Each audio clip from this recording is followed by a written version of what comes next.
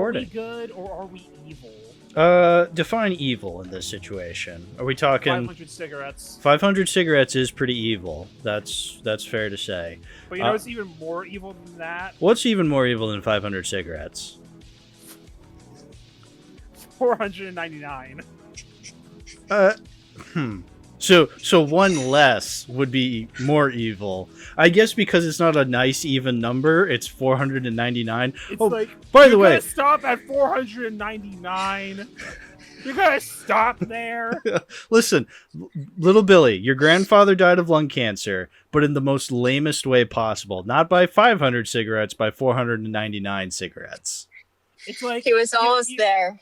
It's like dying at 99 years old. It's like you really want you could have at least just made it one more. The old Betty White situation. Yes, I see. And Roger Corman. And Roger Corman made it to 100.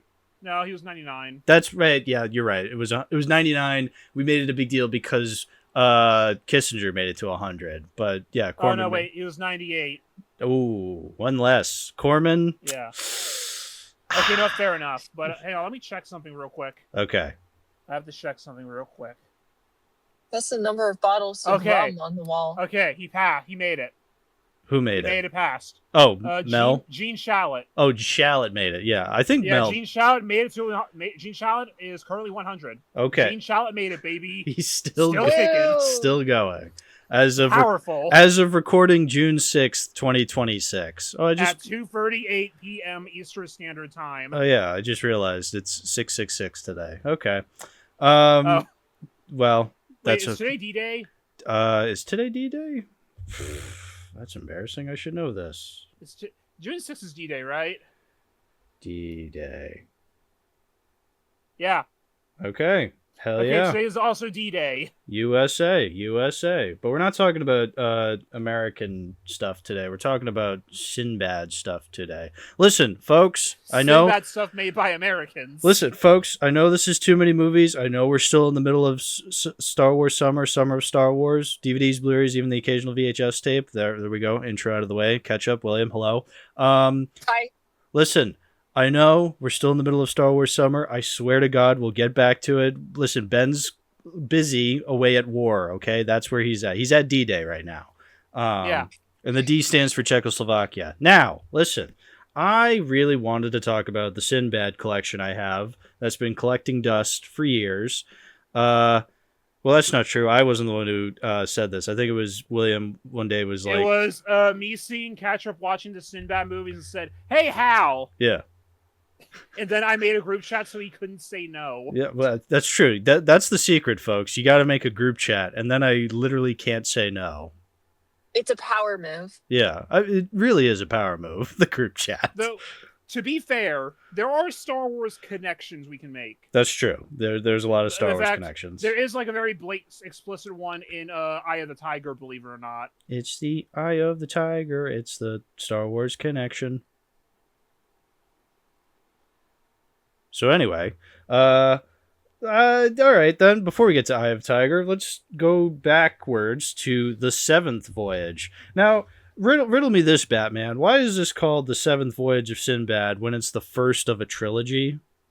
It is called the Seventh Voyage because 7 is a number with mystical connotations behind it. That is the official reason. It's also because the actual Sinbad story, there are 7 voyages he goes on. But then that still begs your question of why is the last voyage the first movie's namesake? Well, and we go back to the mystical number. 7, you know, if you be lucky, it's pretty lucky. Right. So that same as why Friday the 13th isn't Friday the 1st. Also, it wasn't.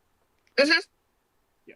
Well, it's also why it wasn't intended to be a sequel, a trilogy either, because there is a 15+ year gap from the first to the second. Right. So, they only returned to Sinbad because of one of the didn't do very well. Yeah.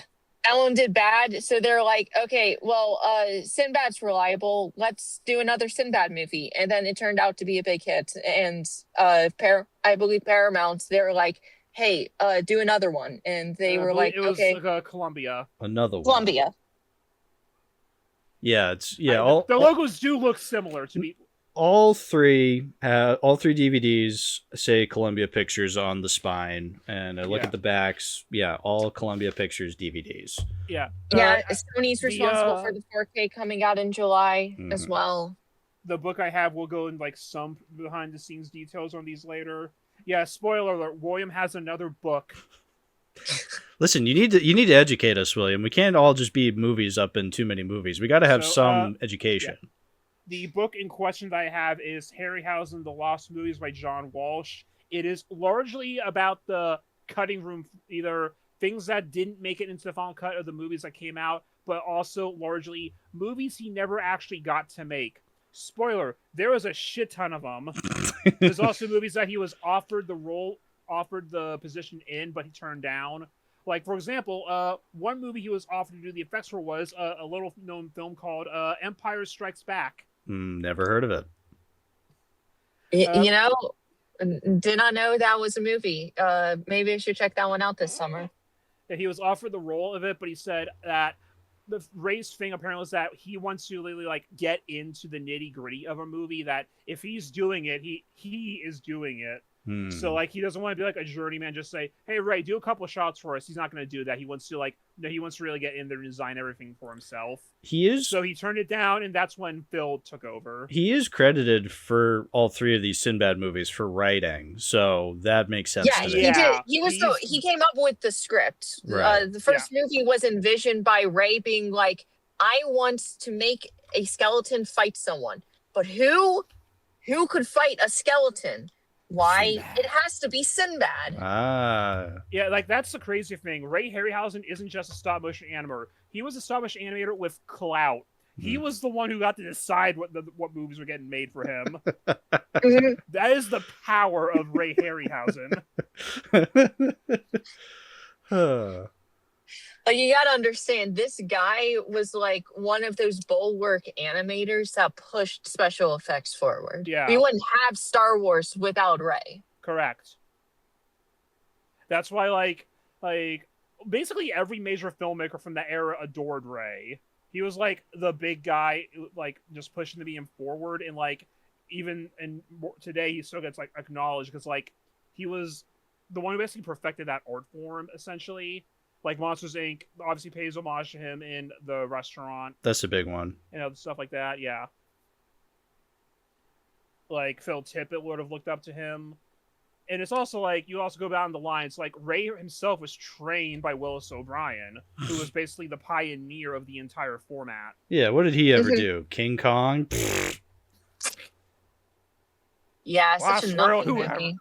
Lost World, who cares? Just, you know.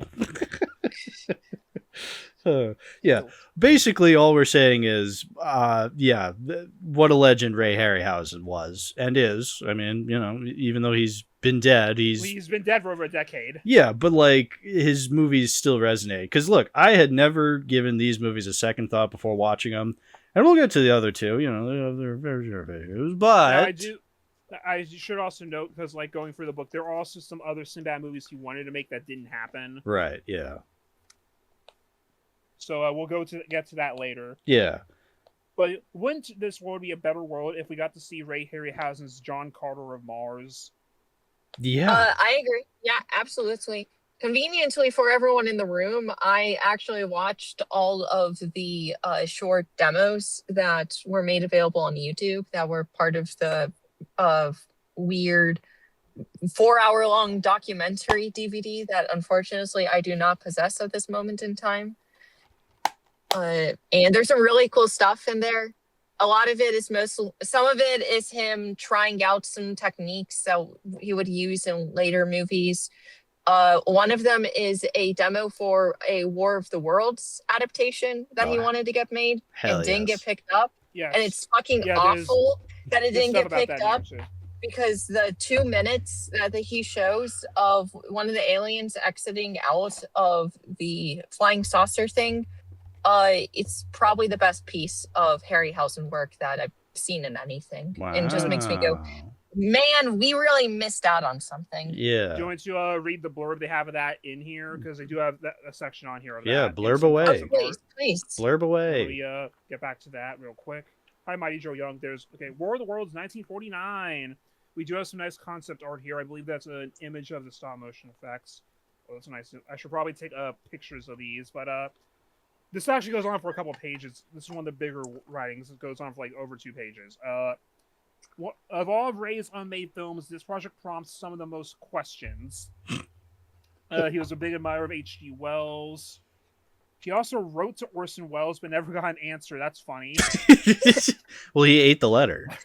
Oh, that's true. Yeah. He used it as a napkin. Yeah. So he could get back to drinking his nice French champagne. He made test footage on 16mm film of the Martian emerging from a crashed rocket ship as vividly described by Wells. I wanted to add a traveling mat of people in the foreground, but finally realized it was not practical to do it on 16mm. Unfortunately, my conception was never produced. The tests were made in the 1950s, few years after I worked on Mighty Joe Young. It would have been famous original novel. Chrome tripods, nice. Interview with Mark Moss in 2006. He discussed it. He'd have liked to have made it, but he'd make many changes as were done some time ago. In times that change, you had to modify in some way. That was 2006. So that was a year after the Spielberg version. That would make sense as to the timing of the interview. Timing. I feel like a big change you would probably also want to make is the literal ending, because the actual story basically just kind of ends somewhat anticlimactically, where the aliens realize, oh shit, we can't breathe here, and they all just fucking die. Of the common cold. They breathe our oxygen for 2 seconds, and they all die. Yeah. Man, can't have shit in Detroit.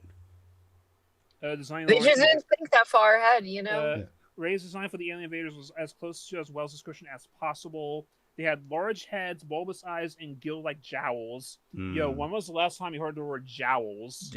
We do need more creature designs with jowls in mind. Yeah, let me. I'm just gonna take the pictures of the concept art real quick and put them in. Yeah. That's an incredible image right there. Yeah. Yeah, I have a visual image of it since I've seen the actual test footage. The show looks awesome. Yeah, I need to see the test footage at some point because I have not done that. Uploads. There we go. Ooh. Yeah, look at that second image right there. Yeah, that's like death and destruction. Artwork. Yeah. Yeah, it looks so fucking cool. And I believe Ray would have. Okay, that's Graham Humphrey's poster for it. Graham Humphrey did a lot of posters back in those days. I'd imagine Ray probably drew a lot of concept art himself. I don't actually know that, but I'd imagine he probably did. Yeah. And, there's a lot of artwork that you'll see that is in here as well. Let me just see what all the unmade Sinbad movies were so we can bring them up later. I remember reading that when he was starting out doing animation, specifically when he was starting to do more humanoid-like figures, he got criticized heavily by I believe one of his good friends inside of the Navy, being like, hey, if you're going to make human-like characters, you really need to go to art school. And so he went to SoCal. I believe it was SoCal he went to. And he learned how to draw there. That's funny. Yeah, and that also will help you sculpt too in general. Yeah, because some of his earliest projects, he did specifically 2 World War II prop films where they were basically visualizations on how to build a ramp and how to build a bridge over a gorge for the expedition inside of the Pacific.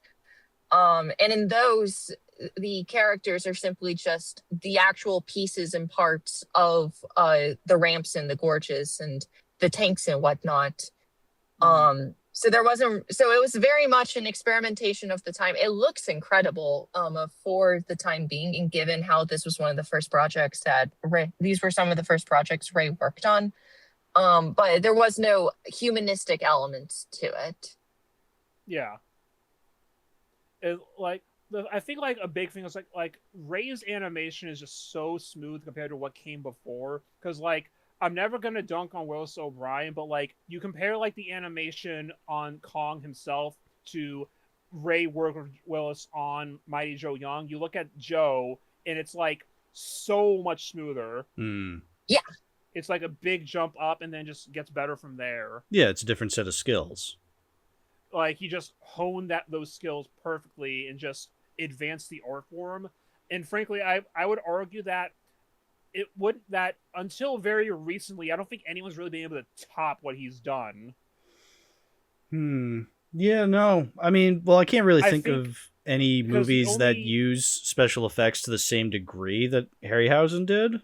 But like, I would argue that like the only thing that really has topped him at this point is what Leica has accomplished over the past decade. Sure. Yeah, I'm in agreement there. Yeah, you look at like Missing Link and now Wildwood, and that shit looks like CGI. They got it so smooth. That like it's kind of incredible that they were to pull it off. That being said, I do feel like missing some of that tactile is like a little off because it's like it looks a little too clean now, and it kind of loses. I kind of want it to look more obvious. Yeah, there is an appeal to stop motion when it's kind of not crappy, but like there is a little bit of. You want to be able to tell that it's stopped. There's a roughness to it, that's the appeal. It's an incredible of it. achievement, and like the moment the end credits on Wildwood run and they show like whatever the behind the scenes thing, it's going to be like a fucking revelation, but it's also like you did too good of a job. Yeah, no, I completely sympathize with this. There is a level of cleanliness visually when it comes to certain styles of animation that at a certain point it gets to be too clean, and therefore it's not quite as visually cool to look at, Also, like part of the benefit of Sinbad is that Seventh Voyage was the film that introduced the term dynamation. Yeah. Dynamation. That was their big way of pitching the first Harryhausen film in color, in Technicolor, to the public, and being like, this is a brand new revelation in technology that allows us to do literally anything. Yeah, it's rather silly. I watched some of the trailers they had for Dynamation like years ago, and that the way the announcer says it has lived in my brain ever since. This is Dynamation. Yeah. See the princess shrink before your eyes. This is Dynamation. it's like the trailer for Bebe's Kids where they're just like, it's animation. Like it's just goofy. It's funny because like a lot of these effects are like on a technical level. We've done stuff like this before. You go and watch many of the Universal Monsters films, and they were pioneering a lot of these special effects alongside the likes of King Kong. It's just really silly, like the particular way that they're pitching this to a 50s audience as a big thing. For that, it's like it was the 1950s. So like for theaters in general at that point, because they were losing audience to TV, they need to come up with as many gimmicks and stuff to get audiences in seats again. Right. So it's less a new technology and more just a gimmick to get people in the seats. So like, oh, we're doing this in color now. We'll call it Dynamation to get audiences to come in. We'll do Smell-O-Vision to get audiences to come to our movies. There's this newfangled thing called 3D. That's gonna bring movies to life. We're gonna have the actors. There's a type of theater called the drive-in, where get this, your seat is your car, and you can go to the lobby, go back to your car to give your missus a kiss on the cheek, and the privacy of your own vehicle. We're gonna have the actors jump out of the screen and kill you while you watch the movie. It's Matt. It's murder. It's totally legal in 48 states. Try to guess which one it isn't legal in. We won't tell you. Oh, yeah, no, I get what you guys are saying, like the fact that it's like it is kind of gimmicky. At the same time, I fell for it because like these creatures are really cool looking. Yeah. And it's also like to go into like you want to be able to tell, it's also like it adds that supernatural quality to some of them. Oh, especially in the first two where like they are more fantastical creatures. Right. Yeah. Like this movie opens with the damn Cyclops, and then you get like the skeleton and the dragon and the griffin, not the griffin, but the rock. The two-headed birds. The two-headed rock. The one like proper monster that comes from the Adventures of Sinbad. Everything else is made up? No, well, okay, so everything else in one way or another comes from a type of mythology, The Rock, from my recollection, is the only creature from the actual voyages of Sinbad, if that's featured in any of these 3 movies. Yeah. And since it's going to come up, the movie's called The Seventh Voyage of Sinbad.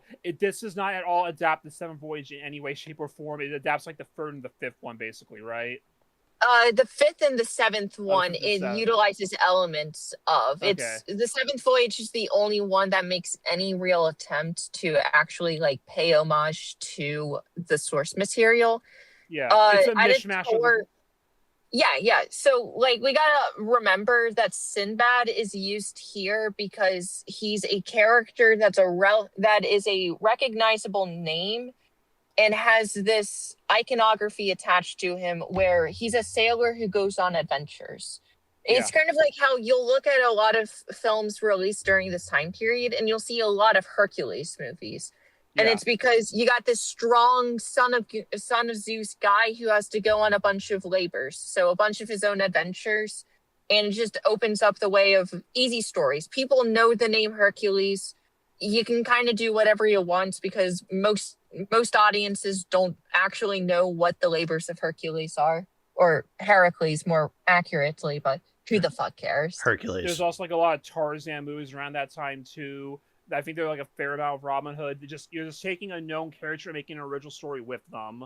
Yeah. Which is cool. I like that. Yeah. Because all 3 of these movies have relatively simple stories, I would say. I mean, it's literally just, we got to go on this voyage to save the princess because she's tiny now. Often from my recollection, all 3 of these movies, the plot revolves around there's a curse. Sinbad has to lift the curse. Yes. Yeah.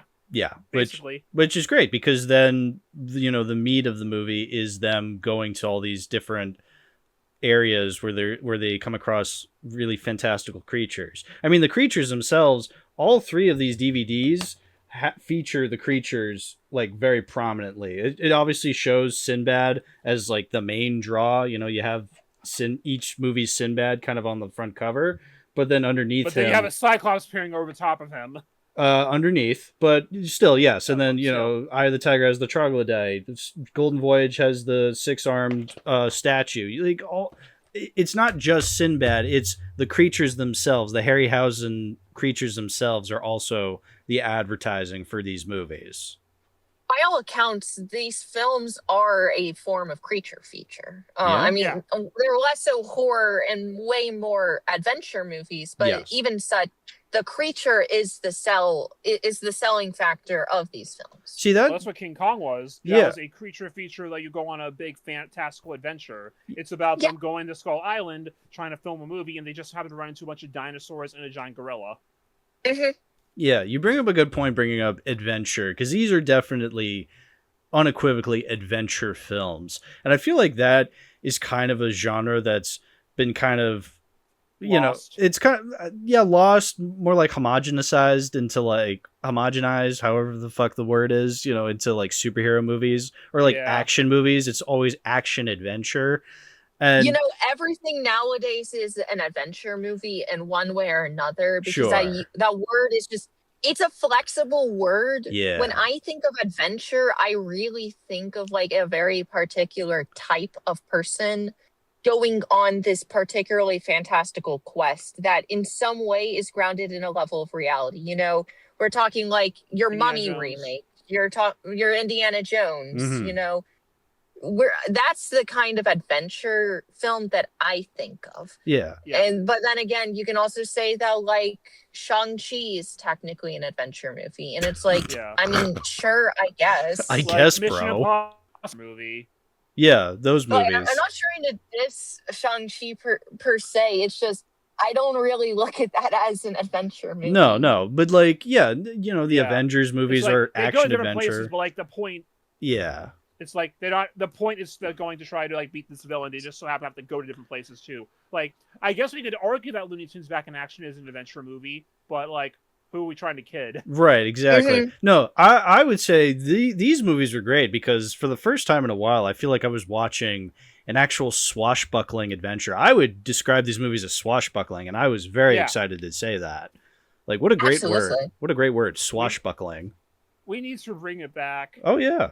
Dog, like we need to get the League of Extraordinary Gentlemen, but without rape this time. Yeah. And just we need to bring in Robin Hood. We gotta bring in Sinbad. We gotta have Winnie the Pooh be their secretary. That would be sick. Honestly, like, when was the last time we had like a half decent swashbuckling adventure movie? What, the fourth Pirates movie?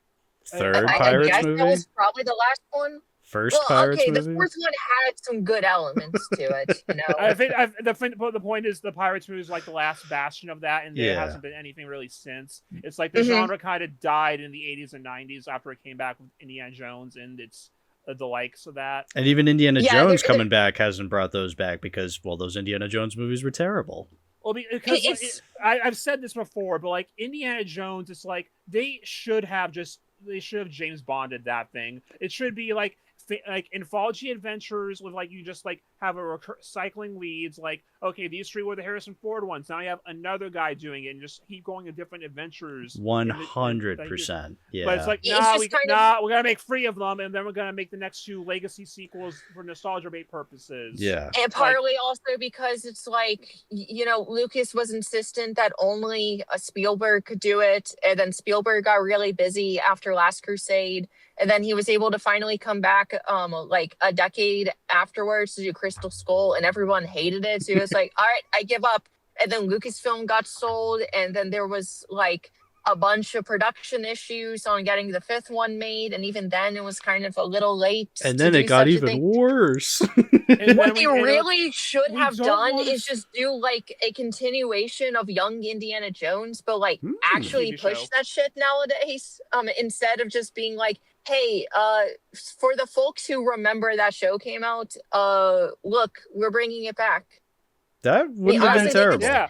Hey guys, look, it's Finn Wolfhard wearing the fedora and with the whip. Ooh. Watch it on Netflix now. Ooh. Yeah. And still, I mean, all things considered, preferable. Like, we could make that work. Yeah. Yeah. Like, I throw that out there because let's recognize me, like, Finn could probably pull that off. Yeah. I think he could pull off a decent Young Indiana Jones.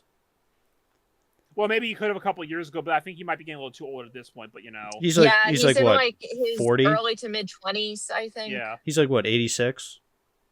No, that's Harrison Ford in Dial of Destiny. Get off my dick. Why would anyone think we want to see 80-year-old man shambling around the jungle? You know, I guess the people are like, if it ain't Harrison Ford, it ain't Indiana Jones. Which is why they should have rebooted it in the 90s with a different actor. Yeah. Yep. Well, that's what I like about these Sinbad movies. It's a different actor every time. And well, also necessity because there was a 20-year gap. Right, there was a 20-year gap between Golden Voyage and Seventh Voyage. But like, yeah, you had to make other movies at that point. Yeah, but then in between Golden Voyage and Eye of the Tiger, they could have brought John Philip Law back, but I'm glad they didn't because, you know, it's... What? That's his name. No, I'm glad they didn't bring him back so we could get this guy instead. Yeah, I'm glad. So that we could get one of the sons of John Wayne who's acting like a fucking wooden board the entire time. It's John Wayne's son? That's funny. I mean, look, yeah, I entirely buy that. The wooden acting. Yeah. That's like finding out that the guy in the first Friday the 13th gets shot full of a bunch of arrows is Bing Crosby's son. Imagine if that were the case, William. I couldn't even fathom it. But like, okay, Al, I have good news. Boy, do I have good news. No, look, I think that makes me appreciate John Philip Law even more in Golden Voyage because I really did like him in that movie. Yeah, look, nepotism baby in movie 3. I can. Well, I like him in that movie for different No, reasons. of course. Like, yeah, look, John Wayne's son, huh? Also, look, like we're going on a golden voyage. Like, we also have many examples of folks inside of family dynasties. Like, Nick Cage and Maya Hawke are both part of family dynasties, and they're both really great actors. Of course, so, yeah. You know, Nick Cage also changed his name so that wouldn't be a thing. Yeah, so that wouldn't be a thing. He didn't want to be known as a Coppola, so he changed his name so that people would treat him as his own guy. Which, hey, we do. Mm-hmm. There's nobody else like Nicolas Cage, I can tell you that. And there never will be, and probably for the best. That would be dangerous. For better and for worse, I'm glad that there's not going to be someone who spends like what $400 million on an illegal dinosaur skull. Give me the skull. If I can't have the Declaration of Independence, give me the skull. Buy the moon. Give me the moon. He would. What do you mean I'm in debt? I'll just star in I Spider. guess I'll make Willy's Wonderland. Fine, I'll do season 2 of Spider Noir if it means I can get the moon. Let me be Superman already, please. Please. His Superman was lame in The Flash. Give me a good Nicolas Cage Superman, and no, not just in the comics. He's in Teen Titans Go movie. Oh, that's even better. Yeah, he plays Superman in that movie. I'm aware. Oh, I'm aware. Wait, I'm supposed to be so awesome. It'd be so cool if I was Superman in the Teen Titans Go movie. No, we're supposed to be happy. This is a good episode, okay? We're talking about good movie. Well, that's not true. This is a good episode, Hal. We're talking about a good movie, a mid movie, and a not so good movie. Listen, try to guess which one's which. I will go to bat for Golden Voyage, okay? Well, I won't actually. That's not true because I was, halfway through. I'm like, okay, I get why this one's not as beloved because it started off so strong, and I'm like, oh, now I see why this one's not that great. But I still have things I will go to bat for. Eye of the Tiger, the problem with Golden Voyage is that it's just backloaded. Yes, and the fact that it's coming off of Seventh Voyage, because look, Seventh Voyage is the most solid one. I think I think it also has to do with the fact that it comes from a time of late 50s Technicolor. Movies were seen as a big production. Then you get to the 70s where it's like, well, anybody with a camera can make a movie. I feel like because we were starting to get a lot more smaller stuff. Not saying that Golden Voyage is a smaller movie, but it definitely feels a lot smaller. It doesn't feel as... The golden age of Hollywood is over, is the thing. Yeah, it's now the new Hollywood. Like, that movie came out, I think, the same year as Godfather Part 2. 73, I think it was? 73. So that was part 2 was 74, but 73. Oh, okay. But it is sandwiched in between both Godfathers. 73 is. I have top 10 grossing movies of 73: Exorcist, The Sting, American Graffiti, Papillon, The Way We Were, Magnum Force, Live and Let Die, Disney's Robin Hood, Paper Moon, Serpico. Yeah. It's also like the Seventh Voyage. I mean, as I get older, I just really appreciate those shorter films. Like Seventh Voyage is just under 90 minutes, and it feels like it completely just takes its sweet time in like the best of ways. It doesn't dilly dally. When it has something to say, it says it, and if it doesn't have something to say, it just shuts the fuck up. And then the 2 sequels are like, hey, I'm 20 minutes longer. Hey, I'm 20 minutes longer than the one that was 20 minutes longer. And it's like, okay. There's a scene in Eye of the Tiger. I know we're going all over the place, but who cares? Anyway, there's a scene in Eye of the Tiger where all the characters are walking in front of some rocks, and Jane Seymour's character trips and falls, and Sinbad comes up to like bring her back up. He's like, "Are you okay?" And she's like, "Yeah." And then they keep moving forward. I'm like, you didn't need that scene. You did not. Look, you cut that out. Does it shave off so much? It's like, no. But that I really clued into that. It adds up. It adds up. Where it's like, come on, dude. Like you didn't need every part of the buffalo. Yeah, exactly. Yeah. And these movies could have been tighter. Yeah, that's what Seventh Voyage gets so right, because I agree. There was no fat. It gets right to the Cyclops in Seventh Voyage, where they stop at that island, and all of a sudden, oh, there's the Cyclops. There's the evil wizard. Yeah, we're right there. Boom. And like, I also just want to highlight, because like at this point, it's like they have to make everything by hand. Like those big handmade sets. Like whenever they're in like the caves, it's like everywhere, like it's like right out of one of the Popeye Fleischer cartoons. Oh yeah, it's like incredible looking. It's like, yeah, does it look real? No, but does it look cool? Yes. Right. And like it's all supernatural and mystical and just looks awesome. Like it's right out of like a fantasy book. Oh yeah. I'm thinking of Seventh Voyage and thinking back to it. It's very colorful. It's very Technicolor. Technicolor, dude. That's why I love a lot of those colored movies in the back half of the 50s. Vertigo is one of my favorite looking movies ever, and that's like late 50s. like when you're a kid, it's like if you look at older movies, like you can tell they look different from the way other movies look, but you don't really know what the reasoning actually is because you can't articulate it. But then it's like, oh, that's why Technicolor was such a big you thing. realize when you're really old and you actually give a shit about movies, you realize, oh, it's a combination of like artistic taste, of the limitations of the palettes they had to work with, and also choosing brightness that would also translate well into black and white. Yeah. Yeah. Imagine that, actually getting able to see what you're looking at in movies. You know, that's so fucking nice. I recently watched a Star Wars movie where I couldn't see shit. And it made me think, when I was rewatching this movie, man, isn't it so fucking nice that these fantasy creatures I can actually fucking see? I can actually see? What a novel concept! It's so novel, right? Like, this movie, it has character arcs where people change over time. Shit happens. It's so novel. Modern movies, like some of this shit, it's just movie for movie's sake. And then this movie is like, okay, yeah, we're doing movie for movie's sake with our monsters, but like, look, story. We have a story.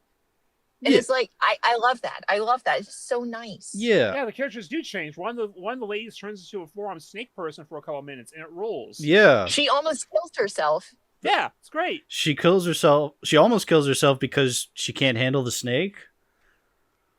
She can't handle herself being this horrendous, beautiful monster. Yeah, it was horrendous. Beautiful does describe it very well. Yeah, I love that. How he's just like, I'm a magician. Let me show you my powers. I'm going to turn your servant into a snake lady. It's like, oh, okay, very cool.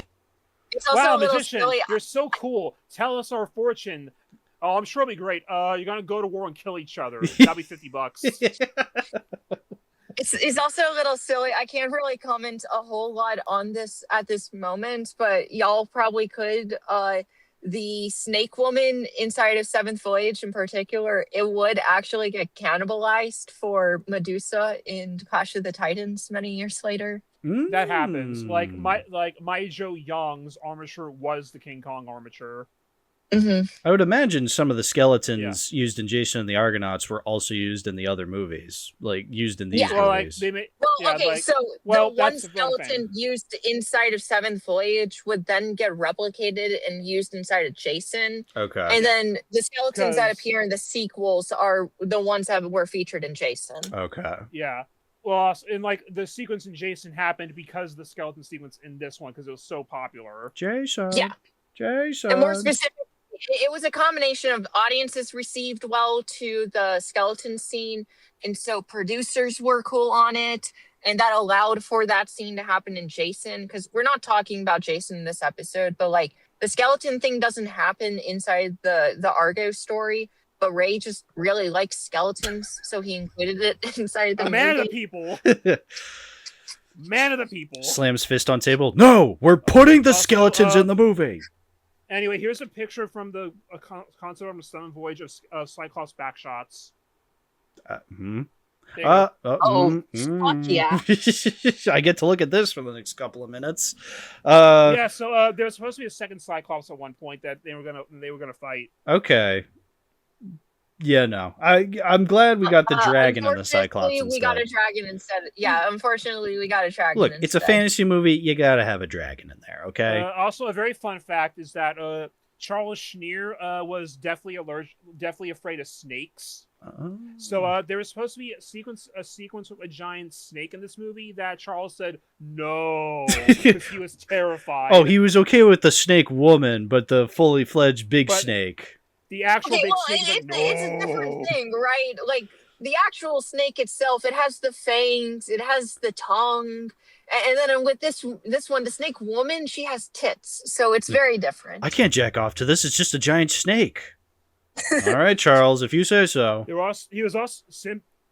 Sinbad was also supposed to fight a giant rat at one point. A giant rat? Yeah, a giant rat. Okay. Listen. Yeah, there was going to be a giant rat at one point. A group of rats were going to pursue Sinbad out of the cave, and it was trying to make Sokora seem even more diabolical. But he said the rats are too frightening Charles hates snakes and rats, dog. I love that Charles, the producer, this grown man, is making these decisions because he's like, no, that's too scary. Like, Oh, dude, okay. So Nick, you're gonna tell me that he has arachnophobia, so they can't do giant spiders either. I have to skip ahead to Golden Voyage. No, please go ahead. Supposed to be something real quick. Let me grab the. There was supposed to be a place where they go like I think it was like a valley of like snakes or serpents or something. The Valley of the Vipers. So they were going to like a temple which had a bunch of vipers and stuff in it. But Charles said no again. In his reasoning specifically this time, Charles Hughes' exact quote was, Charles thought that such a dramatic scene of giant snakes attacking Sinbad's men would frighten pregnant women in the audience. No, Not guys. even think of the children. Think of the unborn. The children inside the women. Yeah. They're protected by the stomach. They're not watching the movie. They can't see. They're sitting themselves down and listening. Yeah, they're sitting down and listening to the movie. That's right. And then they're kicking their mom and saying, "Give me more pickle juice. Give me more pickle juice." That's so funny. No, guys, it's okay. I'm over the snake thing, haha. But what about that woman over there? She's gonna be afraid of it. What, the pregnant lady? Yeah, all pregnant ladies. Dude, she's only 12 weeks. She only just found out. Yeah, well, do you want the babies popping out early, looking at those snakes? And I like how it's specifically they have to be pregnant for that. Like, so they would have been okay 9 months earlier or 9 months later, but right now, no. Yeah. That's so awesome. Oh, Charles. I love Charles already. This is great. Charles, you rule, man. Yeah, so there was supposed to be a second Cyclops at one point towards the end. Mm-hmm. And yeah, I think they just wanted to do the dragon instead. Really. I think, I mean, we're splitting hairs at this point, but it's like a second Cyclops. I guess it would have gotten boring. It's like probably not, but at the same time, I like the dragon design, so I'm glad they went with that. It's like a different creature. It's not just the same creatures. The variety is really nice. Variety is very nice. Okay, I think it was when Sinbad's men were caged up and the one Cyclops trying to cook them, that another one would show up, beat the shit out of the other Cyclops, and steal the men to eat them instead. Okay, I mean that would have been cool, but that's what the storyboards here are showing. Yes, the storyboards for this now. Yeah, I like that it's just the drunk pirates because they're drinking the wine river, and they go and attack the Cyclops, and that distracts the Cyclops from eating the guys in the cage. Yeah, those images. That's a good. Some good images. He's roasting one of the sailors like a hot dog on a weenie on a stick. That's awesome. The Cyclops on the top center image has such a devious face. I'm going to steal these pirates for my own. He just needs like a fucking handlebar mustache and a cloak and a top hat. The pirates are mine. God, he could have done John Carter. It would have been so cool. Yeah, but it's okay. We got John Carter, the one that nobody likes. At least we have Sakura, yeah, the wizard. Another fun thing about this is that I drew a comparison. I watched that movie a couple of years ago, but didn't actually. I guess I did it because he mentioned the review, but after this movie, the leads, the guy who played Sinbad and the guy who played the main villain, would later star in a movie called Jack the Giant Killer, where they were also the hero and the villain, and that also has a bunch of stop motion monsters, not by Ray but someone else. I remember reading on an article about. I believe that film was specifically made because of one of the producers really liked the Cyclops in this film. Yeah. Also, Pendragon, the main villain, has the greatest fit ever. The greatest fit. What year is this from? A couple years later. 62, I think. Okay, because I was going to say that's very 70s. Yeah, 62. Okay. 1962, baby. That is 10 years too soon. That fits right in the 70s. Yeah. You could just see Christopher Lee in that fit. Oh, yeah. Yeah. Christopher Lee was supposed to be in the Golden Voyage, I believe, too, but he got they couldn't get him at the last second, so they had to go with the other guy. Okay, so yeah, they went with Tom Baker. The Tom Baker. He was probably, because of that movie, who then got the role of Doctor Who. Okay. Christopher Lee was probably already tied up with Hammer at the time. I believe 58 was also when the first Dracula movie by Hammer was happening. So he was probably busy over in Britain working on that one with Peter Cushing. I feel like so he couldn't come over for well, Golden Voyage was also early 70s. And I feel like Christopher Lee early 70s. Yeah, Man with the Golden Gun would have been 74, so that's probably what he was probably working on. He's probably doing that. Yeah. So they got Tom Baker instead, and that because of that movie's success, Tom Baker landed the gig as the Fourth Doctor. I mean, I've never seen a Doctor Who in my life, so I can't comment on Doctor Who. I've seen a couple episodes of 9. That's all I got. Right. I have played the Lego episodes inside of Lego Dimensions. That is the most of my experience with the Doctor Who's. Okay, so you're the biggest Who head out of all of us, I guess. I guess so. Look, I really like David Tennant because he played Scrooge McDuck and he did a really good job there. So, David 10 out of 10. There you go. Other things like the Sinbad.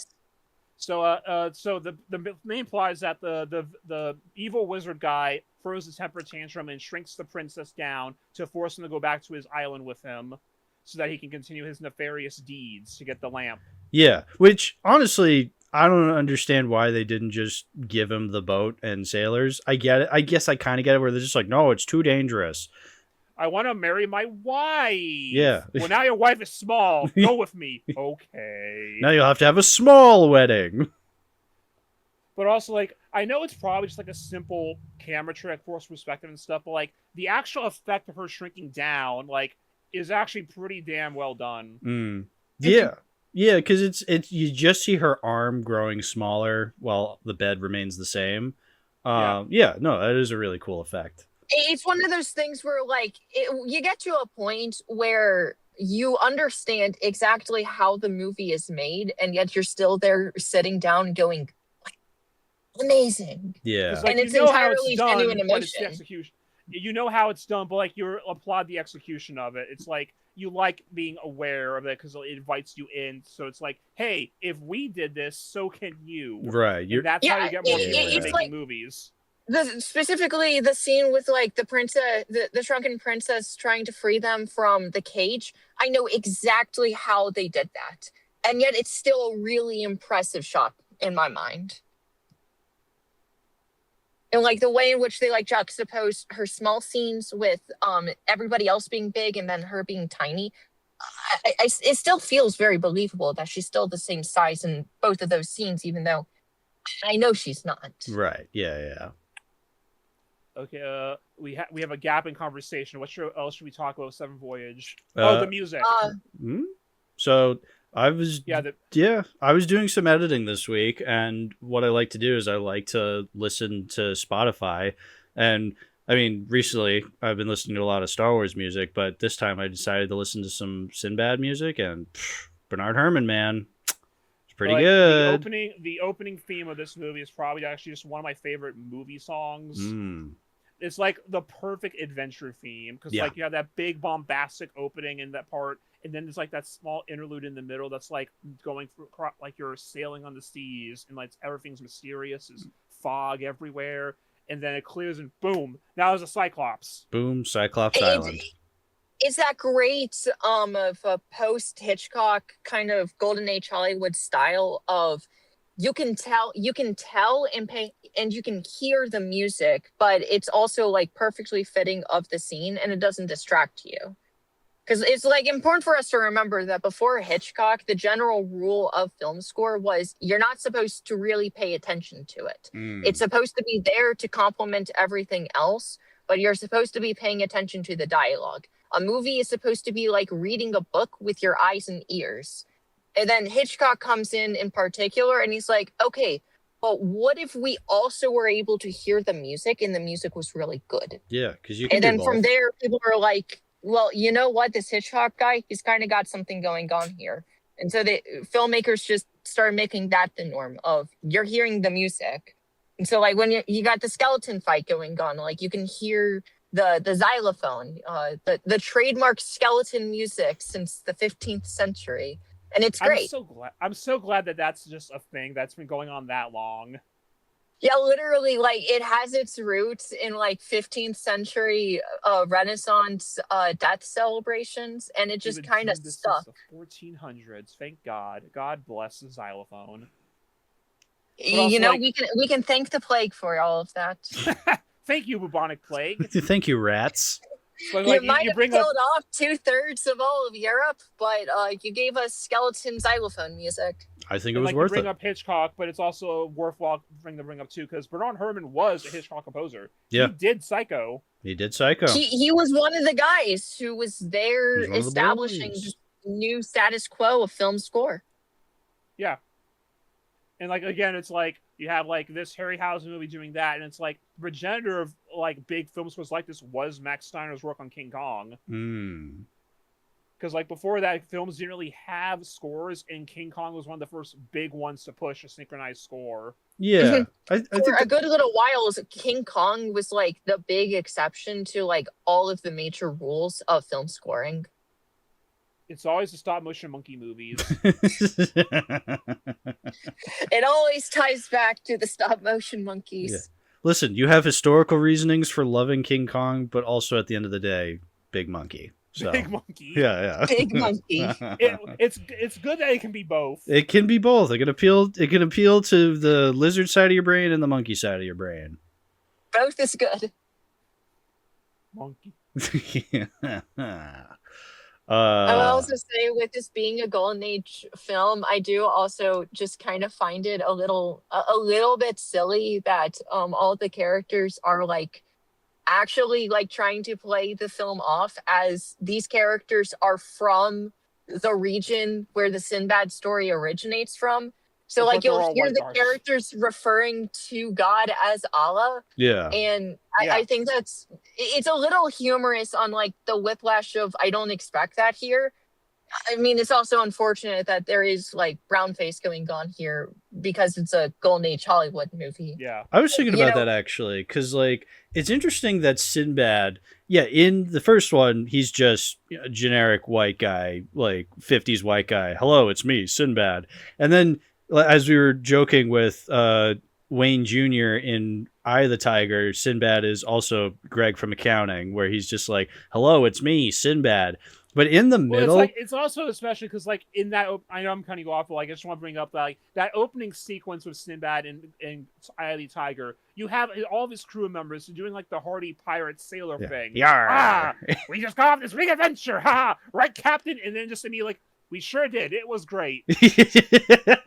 No, you're absolutely 100% right. Wooden. Yeah. Like the description I've been making is that like if you think that the Star Wars prequels are still like the kings of wooden dialogue, you really haven't expanded your horizon of film enough. Because like there are some real gems of like actors who are just not giving anything. I can hear this guy doing like that one line from Birdemic. That was a great movie we watched, An Inconvenient Truth.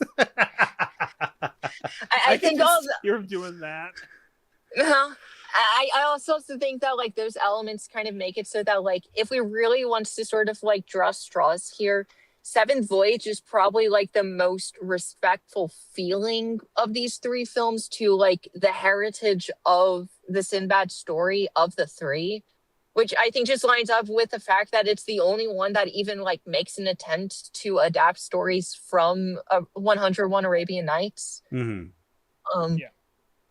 I just felt that it was kind of worth noting because it made me giggle every single time I heard it, just because of the American person whiplash that I feel. Yeah. What, you don't think the unmade Sinbad Goes to Mars would have been respectful of the source material? Okay. Would they have hired actual Martians? That might actually have been the most accurate interpretation of the story from the 1500s, you know?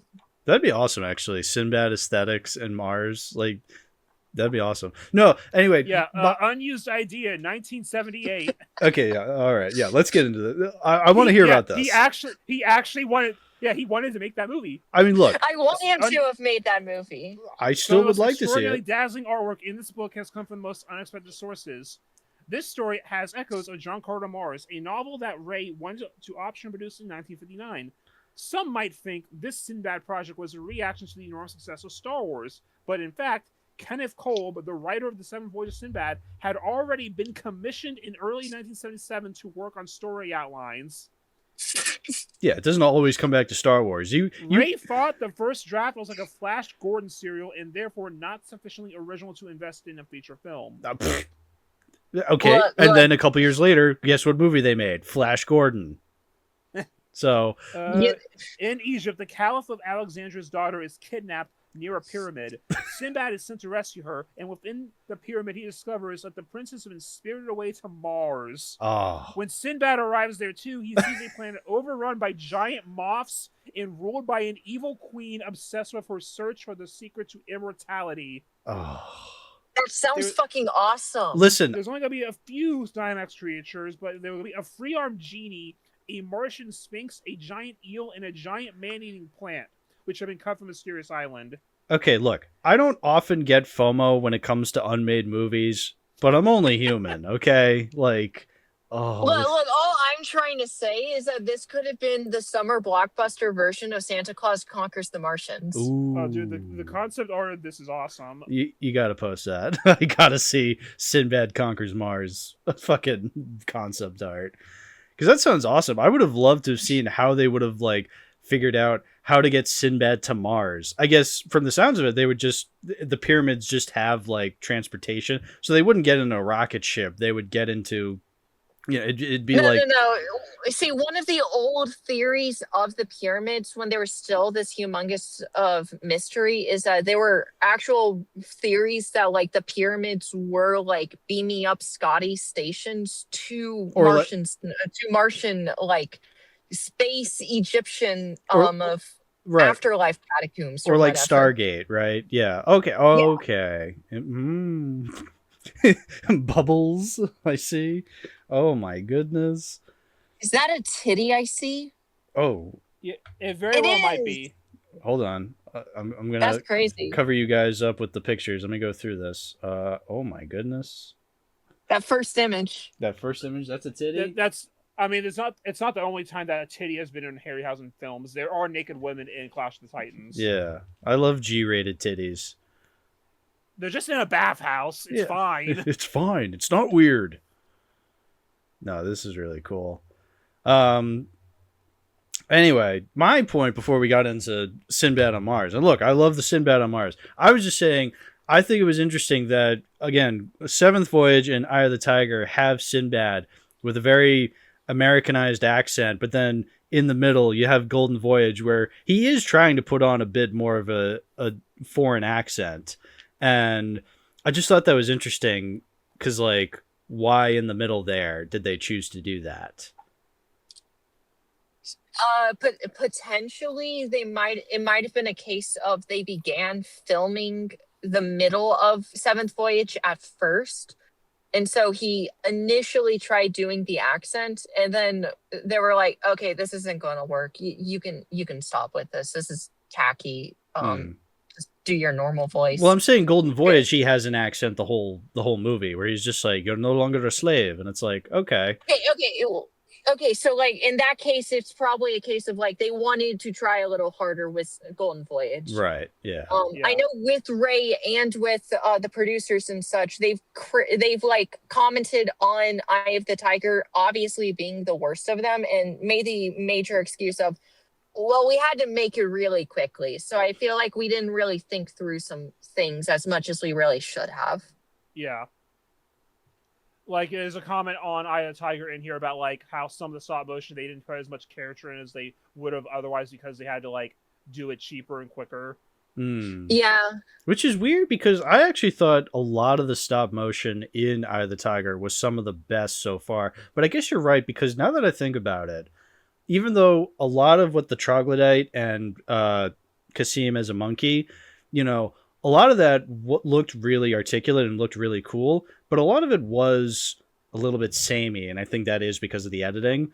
I feel like there were several times they would cut back to the troglodyte and he's just kind of moving and swaying and it looks cool. Yeah. And then they cut He's back not to doing him anything. and he's not doing anything. You're right. Exactly. Yeah. It's the same thing of him just kind of moving and making like, troglodyte noises.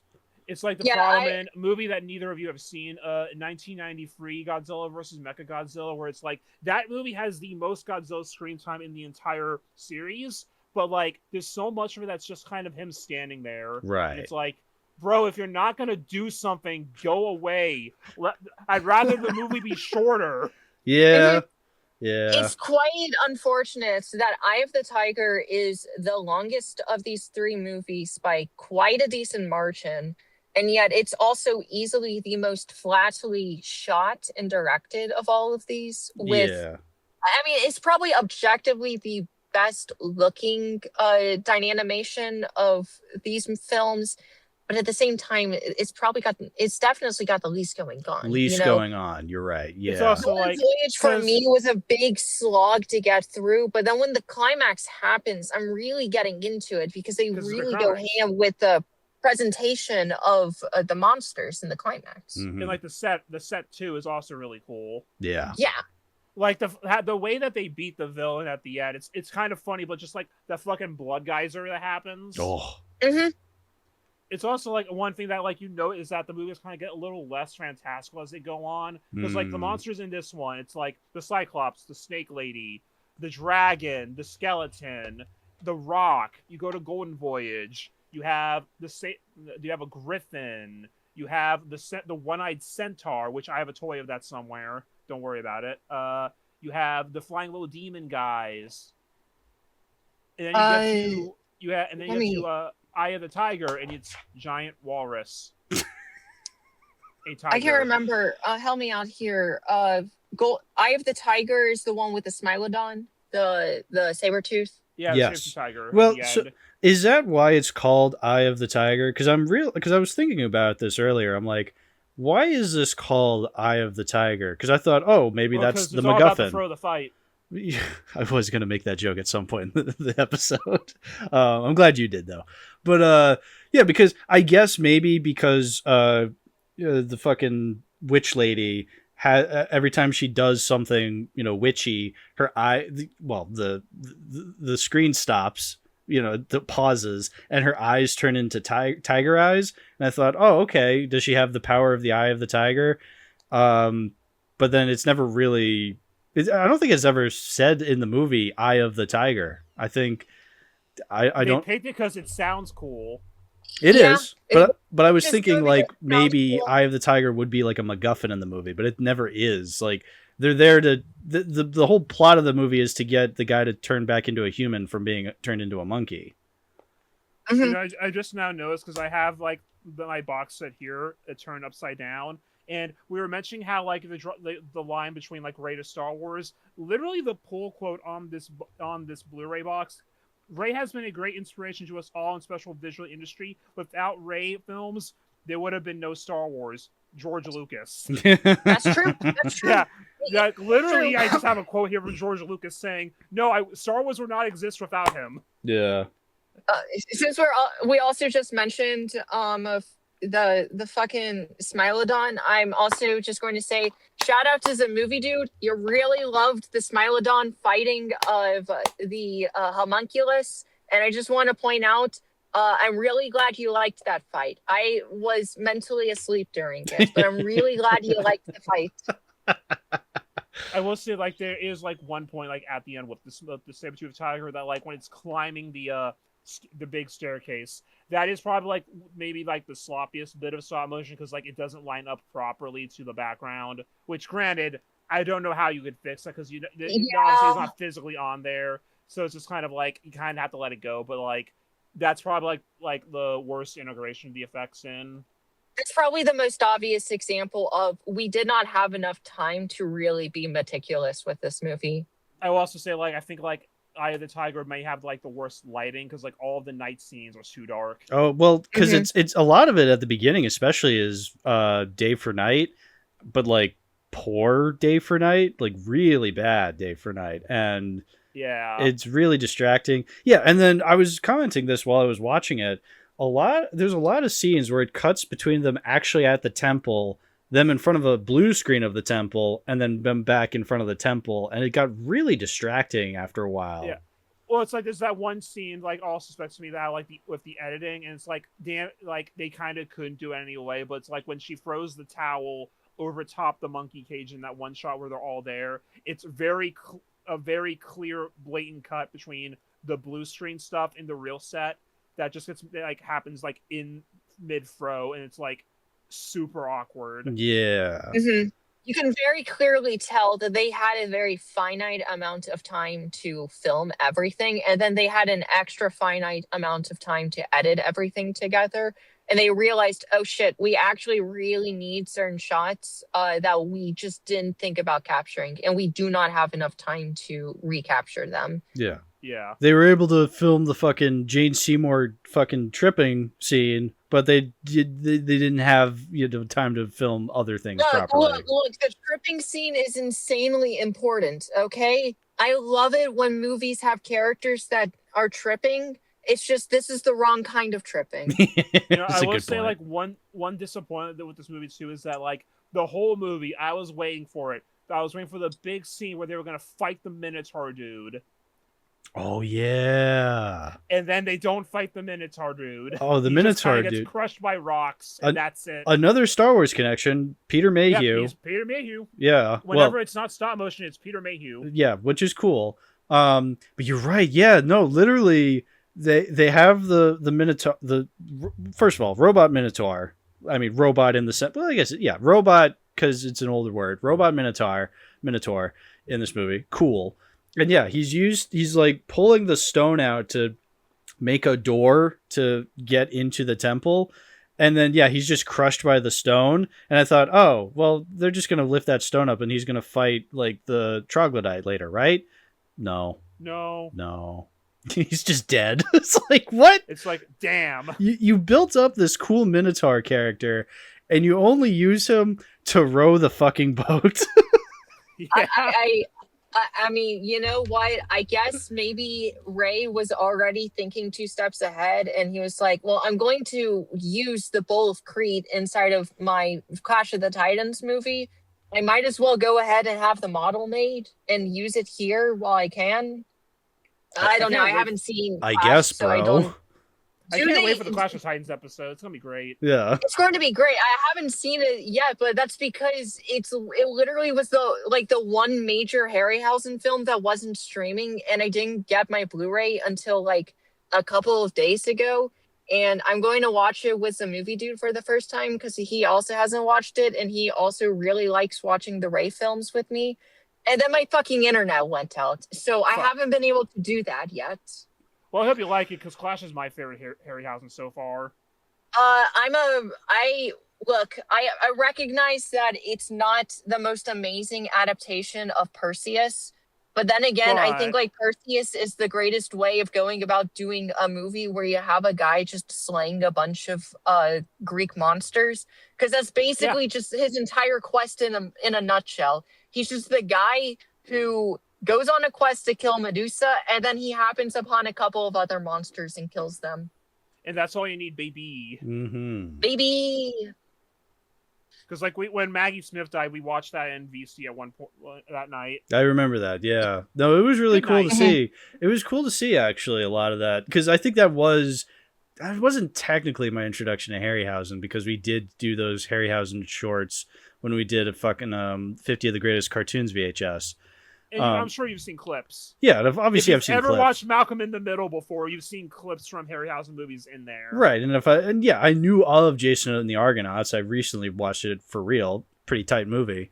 But yeah, I feel like Clash was kind of my first like official introduction into Harryhausen movies, like as a thing. I don't really know exactly what all films or TV or whatnot I've seen bits and pieces of Harryhausen's specific handiwork in. But Jason was my like first proper introduction to Harryhausen. Jason. Yeah. No, it's a good movie. Because like you know, Letterboxd is kind of annoying when it comes to cast and crew, because they that the entirety of Letterboxd, when it comes to that information, is dependent on TMDb users uploading stuff. Right. So you don't get everybody important who has worked on all of the movies. Specifically when it comes to the crew, you really only get the important people and the most noteworthy of like the directors, the producers, the composers, the concept artists, the art directors, the choreographers, all those folk. And so oftentimes you'll see like IMDb is a much better source for finding like complete composites of these people's works because of that. It's a little unfortunate. So, like, I don't know everything that I've seen that Ray has worked on, so I can't really track the earliest account. But I have seen Jason. Jason was the first of his proper movies that I watched, and I really loved it. You bring up a good point, because there was, like, the cast list for Eye of the Tiger is incomplete because one of the characters isn't credited, and it's really weird because then I see his name in the credits, and it's Salami Coker. It's like, I want to see that guy's fucking filmography. That rules. Yeah, it would have to be me deciding not to be lazy and actually like putting in the work and effort to update these things in accordance with the after credits of movies I care about. Yeah. And it's like, sorry, I'm too lazy procrastinating right now on writing the Laugh-O-Grams script. Maybe I'll do it after I finish the Laugh-O-Gram script. Who fucking knows? Yeah. But also, I mean, it probably shouldn't be our jobs. It should be TMDB's job to keep this stuff up to date. It should be the jobs of the actual unemployed movie lovers who have all this time on their hands. Right, exactly. You're not doing anything. You're just sitting around slapping your stomachs like the chuds you are. Get to work, TMDB guys. Let's go. Literally. Sorry, I had this. They apparently the Destroy All Monsters Melee has a Steam page up, and they already have a trailer, so I was looking at that. That's What okay. We were just complaining about Letterboxd because Yeah. it's the easiest thing to do as a movie lover. Complain about Letterboxd. Give me better backdrops. Yeah. The one good thing. What were the backdrops of these movies again that I have? Well, let's see. What do I have? Seven Voyage. I have Cyclops. I have Betty concept Boop art for the Troglodytes for Eye of the Tiger. I have the Cyclops fighting the dragon for Seventh Voyage. I also have concept art for one of the posters for Golden Voyage. And then I have the Cyclops doing a silly face for Seventh Voyage. I think we all have the Golden Cyclops. Voyage, for Golden Voyage, I have Kali holding the swords. Me too. For Eye of the Tiger, what did I pick? I have the the chess scene. I have the chess scene for as well. Seventh Voyage, Yeah. you have oh no. Will, you have the dragon fighting That's what I said, yeah. Cyclops. Yeah, no, Eye of the Tiger, I also have chess scene. Yeah. So it's good. It's a good shot. Or Jane Seymour playing chess with the baboon. Yeah. It's so good that there's an actor from Little Italy in Golden Voyage in Eye of the Tiger. I'm glad we're bringing that up. Yeah, Jane Seymour. Yeah, Princess What's Her Face in fucking Eye of the Tiger. Who gives a shit? No, but yeah, we have a Little Italy connection, and it's that she was the cameo chef in Little Italy. I mean, she is she is a notable actress because like she was in like Live and Let Die. Yeah. I'm sure she's done some television stuff. She's a name. Yeah. Mm-hmm. She's probably Galactica. She's maybe the most recognizable name in the cast list for any of these films. Because people know who Peter Mayhew's work, but they probably don't know his name. Yeah. What? Patrick Wayne didn't go on to do stuff. The son of John Wayne. He was in The Searchers. John Wayne movie. Yeah, he was with his dad. Yep. I think he was mostly just in John Wayne movies with his dad. Oh, he was in McClintock. And I know that Catherine Grant was in Rear Window, so people who care about Hitchcock will know her from there. Yeah. Oh, lady from Seventh Voyage. This is probably just a me thing. I was really bugged by her wisp of hair that's on the side of her head. Okay, you gotta understand that was like a fashion thing of the era. you'll see it in like other things. I believe that particular style was based off of like Which was the this style at the particular interpretation of 1920s fashion that came about from a Great Gatsby adaptation that released around the same time. Because I know that same kind of style was also done in at least one Audrey Hepburn film from this era. Mm-hmm. Like, it was a thing. She does look like Hepburn. She has that look to her, that like Audrey Hepburn look to her. Well, I mean, Hepburn was like the beauty icon of the era. She was kind of alongside famous Marilyn at the Monroe. time. Yeah. Isn't it funny? One of the only Audrey Hepburn movies I've ever seen is Always. Thank God. I am looking to get the fucking Blu-ray collection that Paramount did a limited release of, so it's a little bit expensive on the aftermarket right now because of that. The comparable DVD collection you can find at Walmart easy, but for the Blu-ray version, oh no, you gotta hunt for that shit. So I have, for the Sinbad movies, I do have like Seven Voyage like separately that I got a little earlier at one point on my own, but then one year for Christmas, my sister got me this collection from I didn't know that it was them at the time, but Viavision, they're an Australian label, and it's an Australian release, but it is region free. Even though it says B on the back, it still plays in all regions like this stuff usually does. And it has all 3 Sinbad movies, but also Jason. And like the fun, cool thing is that like you can tell that Seven Voyage is the favorite because it has by far the most bonus features. Like on here has an audio commentary of Ray Harryhausen, Phil Tippett, Randall William Cook, Offer Stephen Smith, and Arnold Cooner. It's probably because Seventh Voyage is like the most influential and like historically important of the lot. Featurettes, Remembering the Seventh Voyage of Sinbad, The Harryhausen Legacy, The Music of Bernard Herrmann, Harryhausen Interview by John Landis, A Stills Gallery, a music video for Sinbad May Have Been Bad, but He's Been Good to Me, and then the vintage featurettes, A Look at Behind the Voyage, and This is Dynamation. Meanwhile, the other 2 movies just kind of have like the Dynamation featurettes, the trailers, featurettes for other movies that aren't Sinbad, and they don't talk about it on the back of here, but like I did check, and both of them also have isolated score tracks, so you can watch the movies without the vocals and just have the score playing. There you go. That's really cool, actually. Yeah. I know more movies did that. I know I'm really interested in getting the 4K when that releases at some point in the future. I think next and then month. I guess like it's in July.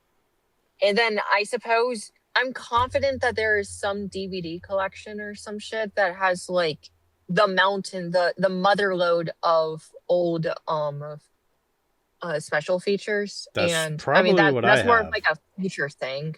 Yeah, that's probably what But I like have. that's something I would be interested in having as well. Because my DVD releases, it looks like they're from 2000, 1999, the earliest.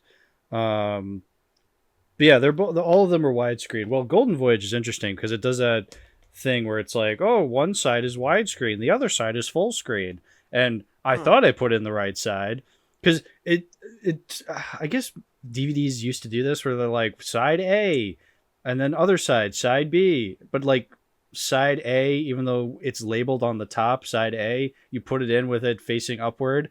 It's not side A, it's actually side B. It's gonna play. It's like, what are we doing here? I don't understand. You're this. reminding me of our favorite little Mill Creek DVD collection. Oh yeah. Oh, Mill Creek.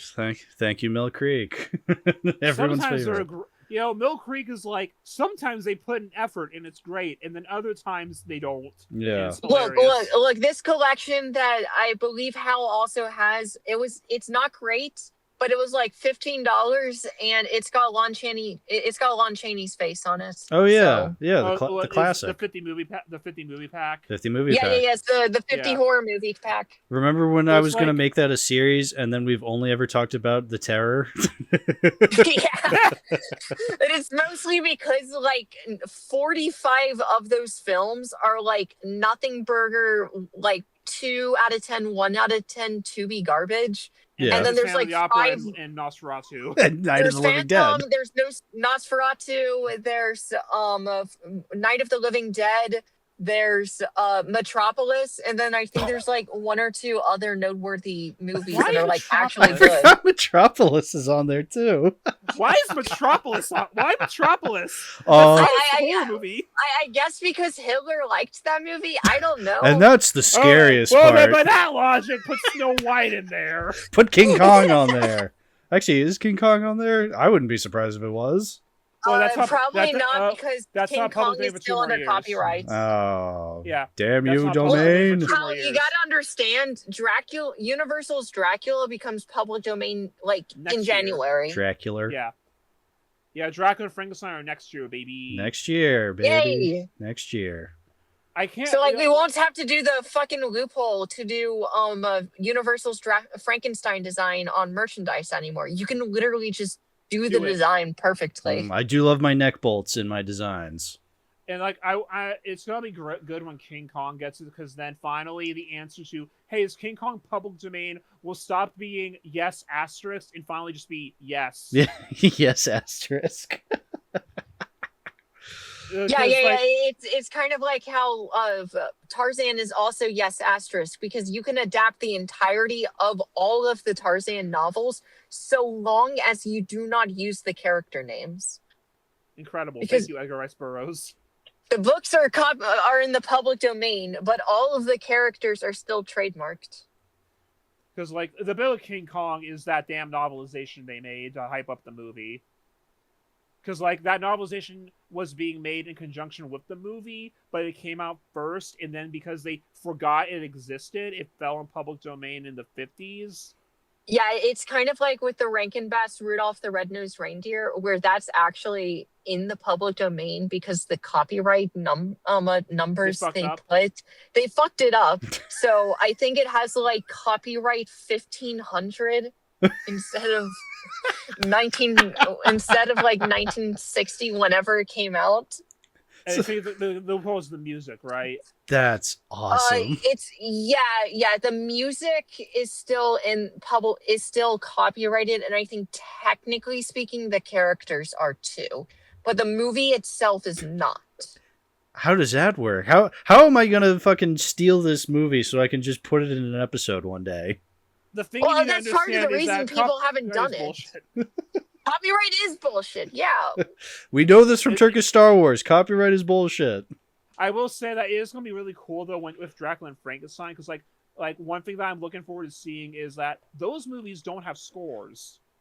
So I feel like it's going to be cool for some like young would-be composers who like want to make their own original scores for those movies. We'll see. They'll be able to do it now. Well, see, that's how Yeah, that's how I first watched Frankenstein, the original 1930s one. Is I found a version of it on Vimeo with a score. But you're right. Now people can just do that on YouTube with those movies Well, uploaded. part of the thing too is that I believe with some of these early Universal monster films, they did have of original composed scores made for them later down the line. Because in on the 90s, at least with Dracula. with Dracula, I watched the one of the rewatches I did for Dracula, because I don't know if anyone here knows, but I really like Dracula. No. One of the rewatches I did was with that alt score, and my conclusion I made was low key, this is kind of ass and kind of makes the movie less scary. Because like it was like chamber music basically. Yeah. It's like The music movie is itself very- is good, but the music does not fit with the movie. It's fine music, but it's very grandiose, and it just doesn't really match sort of like the somber, eerie, just like gothic look of it. yeah, because like the entire appeal of that Bela Lugosi Dracula movie is that the film gets really uncomfortable with how long it likes holding on shots, and that's Yeah. part of what makes it really chilling. So like you need like that more like somber, like maybe like a eerie droning is what you'd want for Dracula. Yeah, you would really need something that's a bit more experimental and subtle in order for it to really work with the approach to horror that movie makes. Frankenstein's a little easier to do because it's a bit more of a conventional thriller than Dracula is. Yes. I know we're off topic, but like I found apparently a couple weeks ago they found like a cut scene for the end of Dracula that was gonna be like the opening of Frankenstein. The Midsummer Night's Dream theme. I'm assuming you have seen that by now. I actually haven't. I completely forgot about it. Oh, but like, yeah, you heard of it. I am aware of it. Yeah. Yeah, the scene was found. Yeah. It is kind of because also like, let's see, like if you're doing a double feature with Dracula and Frankenstein, it's like, oh, they can either segue into each other or act as bookends. Which is kind of you neat. know what? This works out perfectly well too, because inside of the classic monsters cinematic universe, all of the monsters exist in the same world. So what you're saying is would be like, future Yummo cut. I mean, technically speaking, sure, but like what we would also like how what we're talking about here is like Dracula with the found ending, then all of Frankenstein, then all of Bride of Frankenstein, and then I believe after that you'd also need to do all of the ghosts, all of the Son of Frankenstein, and then all of the Ghost of Frankenstein, and then House of Frankenstein, and then House of Dracula. And then Abbott and Costello meet Frankenstein. Yeah. But who's on first? The Gill Man. Ruby Gillman? It's a little silly. Like, the Gill Man and Quasimodo and the Phantom and the Invisible Man and the Wolfman and the She-Wolf and the Mummy and the She-Mummy, they are all still in the same universe. But they don't have that same kind of synchronous nature to their stories the way that Dracula and all of the Frankenstein movies have for some reason. Fuck, I'm gonna do a cut that's the Dracula Frankenstein thing, but I'm just gonna put Random Shaw the Metaluna Mutant for no reason. There you go. Might as well. But anyway, Sinbad. Yeah, Sinbad. This is a Sinbad conversation because it has nothing to do with Sinbad. Well, the problem here, Hal, is that the two sequels kind of suck, and then the first movie is really good. All right, fuck it. Let's talk about the Sinbad TNT commercial. Oh yeah, the Sinbad TNT commercial. It's great. Yeah, I'm gonna play it right now. This is this Sinbad hosting that Sinbad on TNT. Sinbad and the Eye of the Tiger, tomorrow night at 9 on TNT. Time for Sinbad to go to work.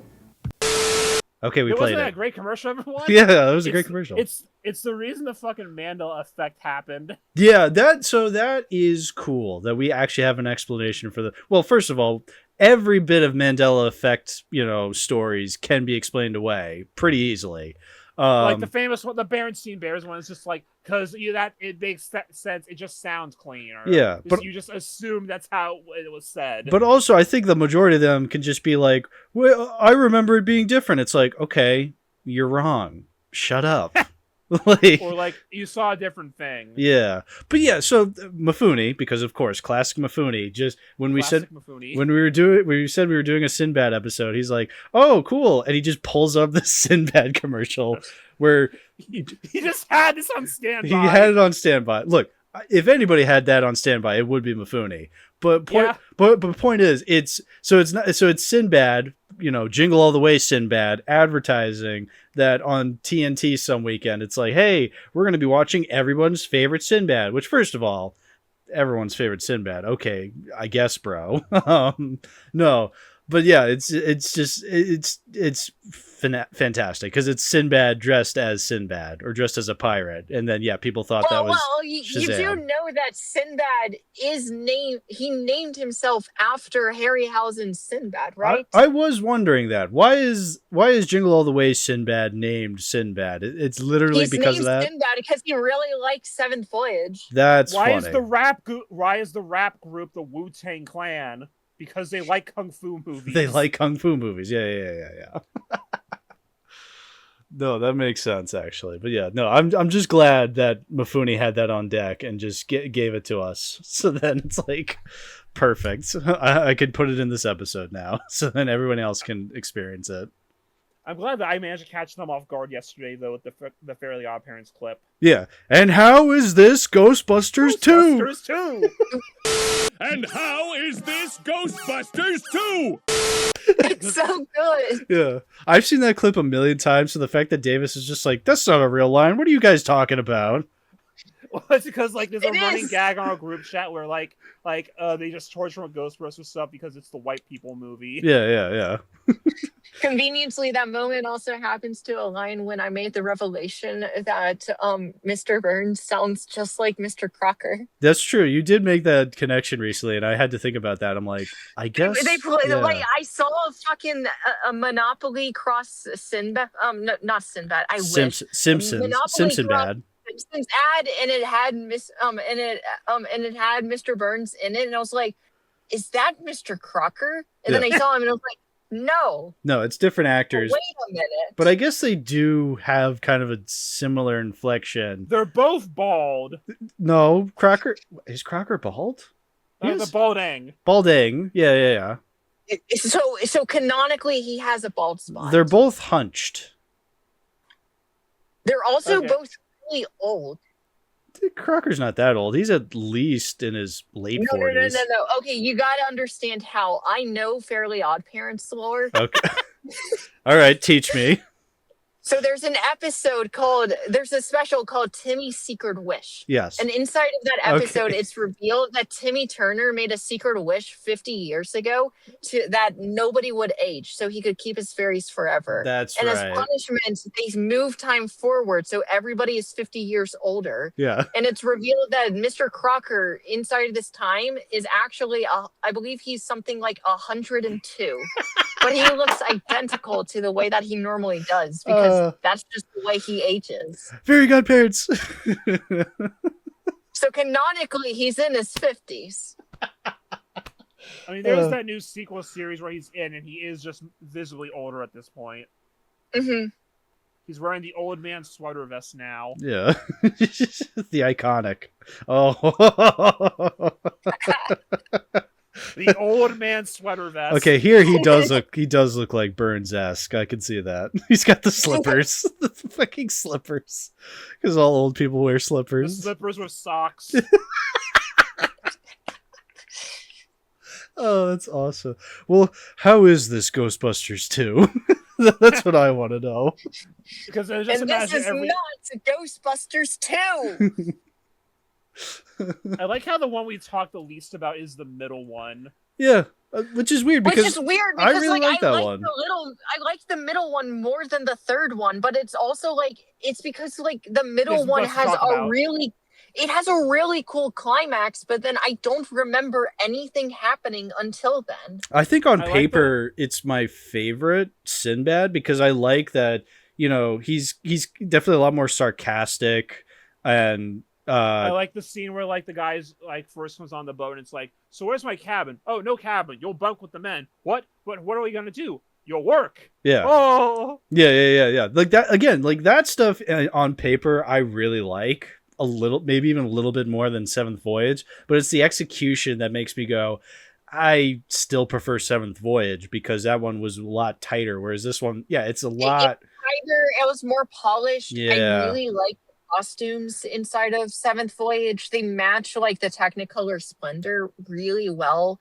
And it's like the costumes aren't necessarily bad in the two sequels. Yeah. They're just they're from a different era, and they just don't from the feel, 70s. They don't help make the movie feel as important as Right. the costumes inside Seventh Voyage do. Right. I think Golden Voyage still has color. It's just that now that we moved away from the Technicolor era, it looks a little more drab. I would also say that I would probably say that the new Hollywood movement probably also influenced a greater desire to make the two sequels feel a bit more realistic in like color palette and presentation than Seventh Voyage, which is way more fantastical. Yeah. Undoubtedly, yeah. Well, There's also probably limitations as well coming out of that era into the turbulent 70s that I don't actually know what the budgets were, but I'd be willing to guess that budgets were probably tighter here. Mm-hmm. I Like, believe, you can tell 'cause, like- I believe Eye of the Tiger had a budget of about 5 million, and then it was able to make 50 million off of that. It's like because like comparing Seven Voyage and Golden Voyage, it's like the set for the palace. It's like it's all big and grand and artificial in Seven Voyage, and whereas in Golden Voyage, it's like okay, the palace is probably handmade, but then like everything else is just like random beach we found. I also just want to comment on this because I'm a little surprised we haven't said anything. It's a little silly how they decided to go for a young boy design for the genie inside of Seventh Voyage. Well, then he becomes his cabin boy. Gotta have a cabin boy. Yeah. He becomes. And they get to go on many more adventures we don't get to see. We it's never an anthology film series with no continuity. We never see the cabin boy again. My understanding is that the choice was made specifically for the purpose of appealing to young boys in the audience, which I find just a little interesting. Okay, but I think that's like the logic that a lot of like execs will have when the reality is what boys actually like is Cool Dragon. Yeah, I want to be, but if I'm a little boy, I want to be Sinbad, you know? Like, I want to imagine myself as Sinbad. I don't want to imagine myself as the fucking genie.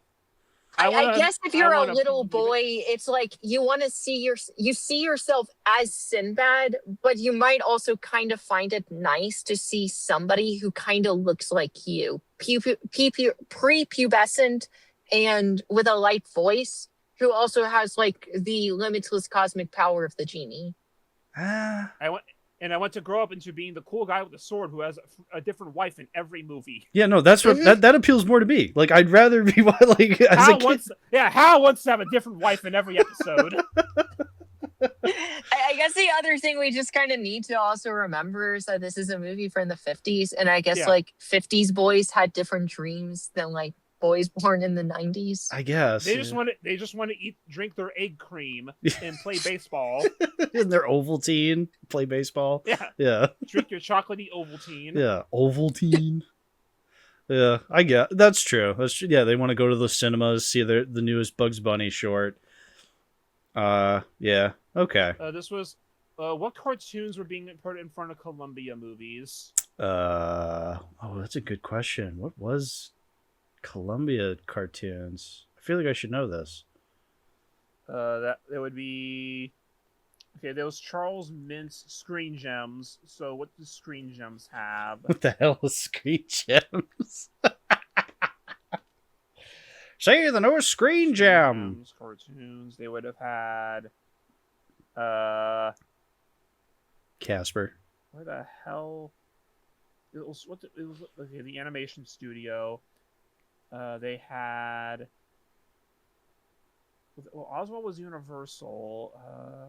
Okay, so there wasn't a preset cartoon attached with this movie the way some other cartoons did. It, from my understanding, it was largely up to the theaters to determine what they wanted to play in front of the movie. That's it. Your ass is watching Casper. They had they had Toby the Pup, Scrappy. They had the Color Rhapsodies, Barney Google. They had Lil Abner. Barney Google. Hold on, Barney Google, because now I'm curious. Oh, I instantly am a fan of Barney Google. You know what? Let me look up Barney Google. Oh my goodness! I am instantly a fan of Barney Google. This is a good guy. Barney Google and Snuffy Smith. I am a huge fan. Yo, big fan of Barney Google now. Yes. Oh my god, that's awesome. I love Barney Google. He's got the stogie. He's got the top hat. He's got the yellow gloves. Yo, I'm Barney Google, and this is Sparkplug. Hop on.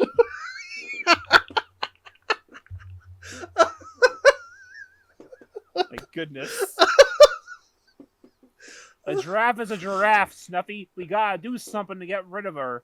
We gotta. Now let me concentrate. Hold on, Google. After all, the critter is my responsibility. not yourn. Don't tell me you want to keep the animal. Wow, there's two sides to every flapjack, cousin. Wait a second. There are live-action silent shorts based on this character. Oh, live action Barney Google maxing? Hell yes. I like how in this Barney comic, Google maxing. We should do it. we should after Blondie maxing. How do you like the last panel of that comic Strata posted? Yeah, what he's climbing the giraffe.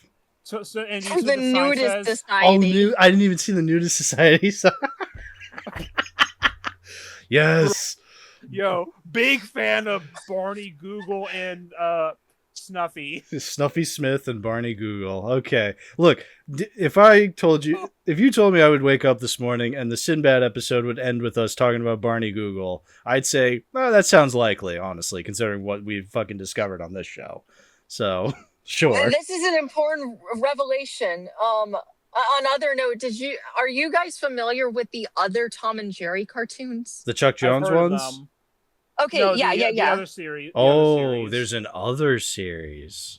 Yeah, I forget what they were like, but like it was from. Who is it? Was it Terry Toons? Yeah, I believe so. Still doing research. No, they were Van Buren. Not. It was Van Buren Studios. Martin Van Buren? Yeah. Ah, it was made by the president. So early. I probably knew about this at some point. I just forgot. Yeah, they were from the 30s. Yeah. Yeah, I learned about these when looking at some old internet article talking about like the top 20 scariest pre-Disney cartoons, and I was like, what the fuck is a Tom and Jerry? Yeah. The Well, scariest. good news. Most of them are viewable on Wikipedia. Oh, good. Yeah. They're public domain. Nothing has been done with these characters in something like 60 years. I think it was a case of when it was time for their copyright to get renewed. They just didn't. They didn't want to spend money on the renewal of the copyright license. So it was like a similar thing of what happened with Oswald, where they just kind of became public domain because nobody gave a shit about the abandoned child.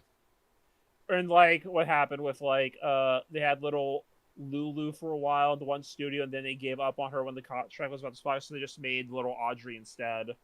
Mm-hmm. A little Audrey I know about, yeah. Again. Yeah, because Famous Studios, we had the 50 cartoons thing. Yep. Yeah.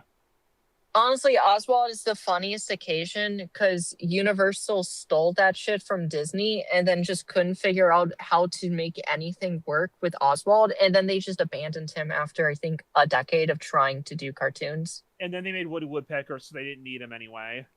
Woody Woodpecker was just like the better version of Oswald. And Disney didn't touch Oswald again, really, because they made Mickey Mouse, who was just a better version of Oswald. Yeah. And then they traded that one ESPN host to get Oswald back in the 2000s, and then he just became public domain like 10 years later. Yeah. I mean, he was already public domain, but he became like super public domain after that. Yeah.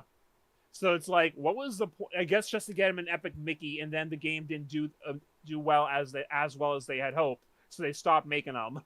Well, I mean, I guess the point of like Epic Mickey was sort of like to take on the weirder and wackier side of old Disney, because Professor Triple X was also public domain on the basis of the Mad Doctor. Yeah, Mad Doctor was one of the cartoons that did not get the copyright renewed for, so it entered the public domain long before most of the other Mickey Mouse stuff did.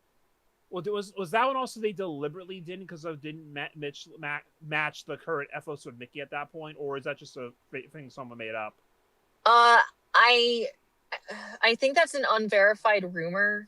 So, like, for all intents and purposes, it might be true, but because we have no way of really verifying whether or not that was true, it exists in limbo where it simultaneously is and isn't. Okay, it's a good short though.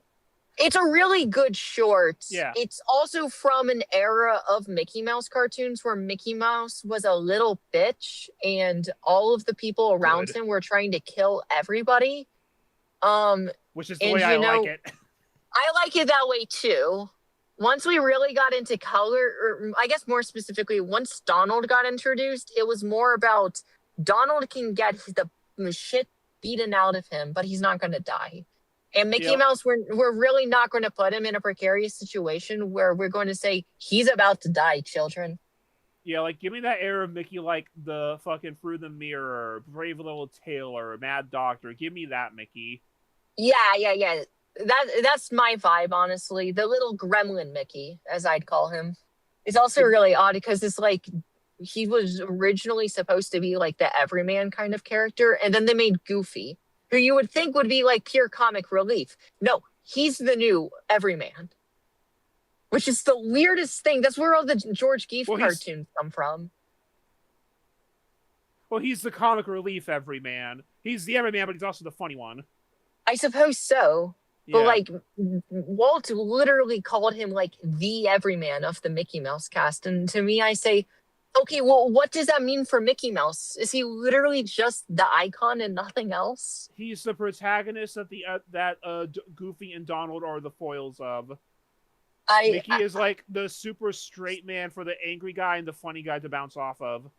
Well, you would think that, but then in the ensemble cartoons in the 30s, that's not the case. He's like just as goofy and flamboyant as the other two are. In the 30s, but like once he gets like more modern times.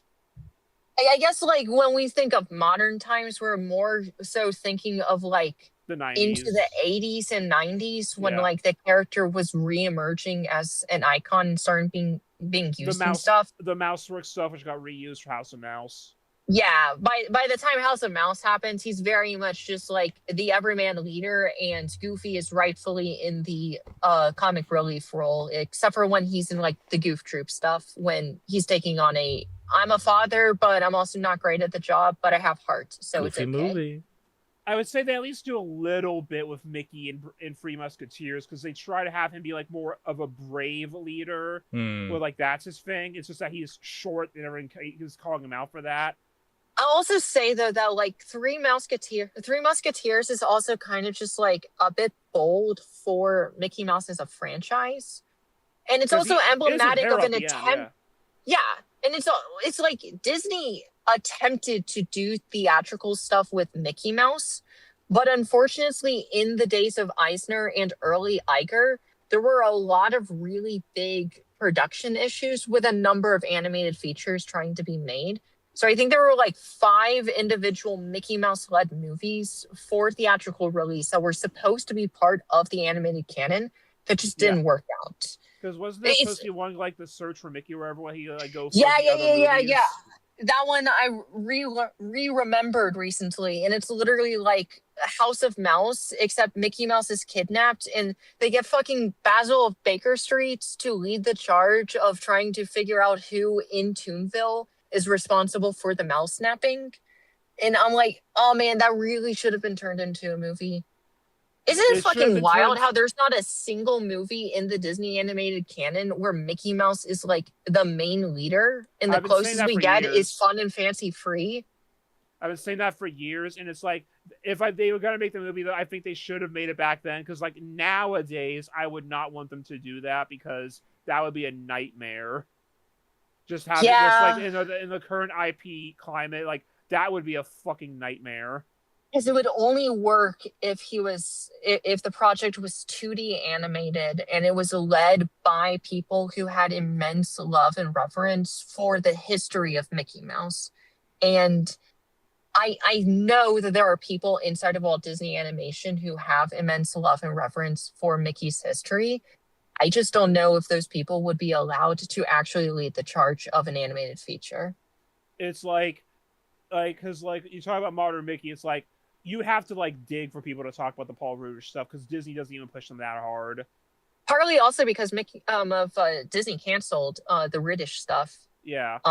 They transferred over the Rudish stuff into Disney Plus and rebranded it as The Wonderful World of Mickey, and then they just didn't advertise any of those shorts at all.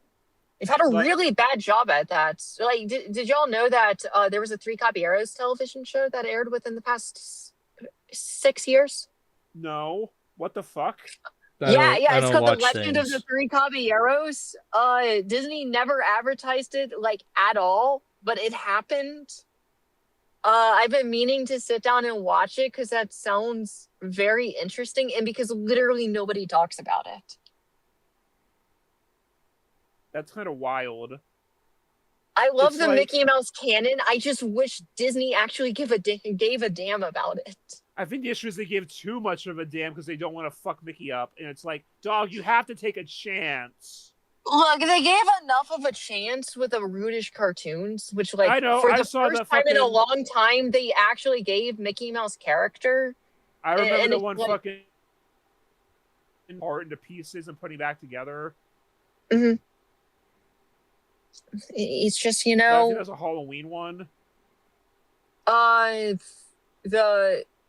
one where They he's telling should- the scary They stories. should have a. I think so. They should make a Mickey Mouse cartoon where he's Sinbad. You know, I should show you some pictures. Did you know that they did a Mickey Mouse adaptation of Dracula in comic form? Okay, that was me trying to segue back, but that sounds awesome. What the fuck? No, sorry. Yeah, I've been yeah, distracted. I've just been researching Barney Google this whole time. Did you guys So- know it's still going? Like, What? yeah, it's still going. There's comics. The most recent Thank comic. God. The most recent comic, Saturday, June 6th. What do you do when you come to a fork in the road, Snuffy? Depends. If in it's plastic, I bring it home to recycle. If in it's silver, I head for the pawn shop. That's the joke. Because Popeye is also still going on today with comics. As of June 17th, 2019, Barney Google has run for an entire century, making it the third longest running and uninterrupted comic series of all time, after the Katzenjammer Kids and Gasoline Alley. After Oh, Gasoline Alley, it is the second longest running newspaper comic still in syndication and producing new episodes as of 2021. I read the newest one today where they're sitting under a tree talking about what they do if they found a fork in the road. So 5 years after this Wikipedia article was probably last updated, it's still going. Barney All right, Google, we got. man. I have today's new Popeye comic strip up. Okay. It's olive oil putting water in someone's gas tank. Okay. The water is to dissolve the spin coal. Blow me down. It's the first time I ever saw an automobile fly. With spin coal, he'll get where he's going before he leaves here. So I guess they made spinach gas or something. I guess it might be canon to like what happened yesterday in the comic. I don't know. I'm a little behind on my Popeye comics. Yeah. Okay. I guess they're trying to be a little bit topical, I suppose. And I need to know what happened yesterday. Yeah, that sounds like. Oh yeah, there's a spinach gas story arc going on here. Oh wow. Oh, these are some good images here. Yeah, this I got to see. These are good images. Where's Olive and Castor? Went down to the highway. Food and fuel, spinach coil. 5 cents a pound. Ugh. What a bargain!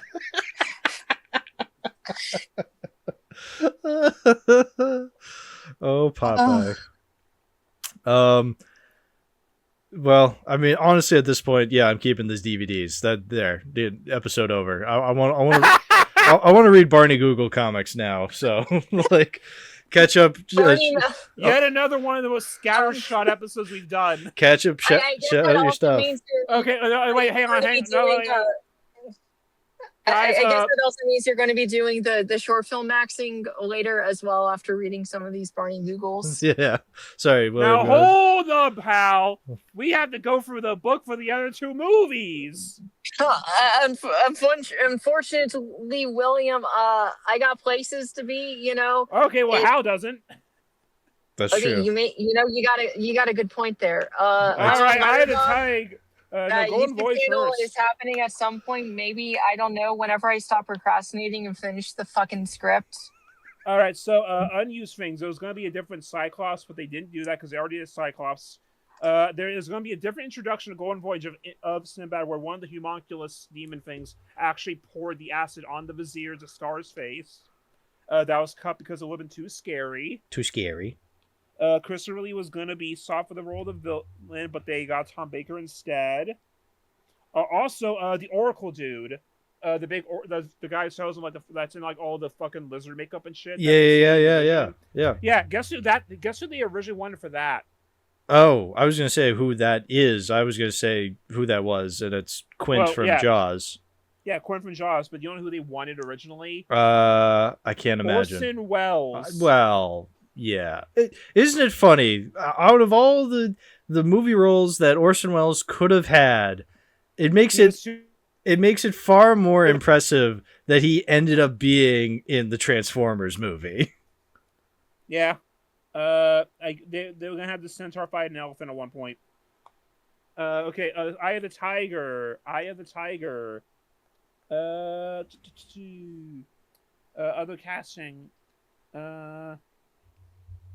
They would consider Michael York, Paul Jones, Timothy Dalton, and Michael Douglas before Patrick Wayne. Okay.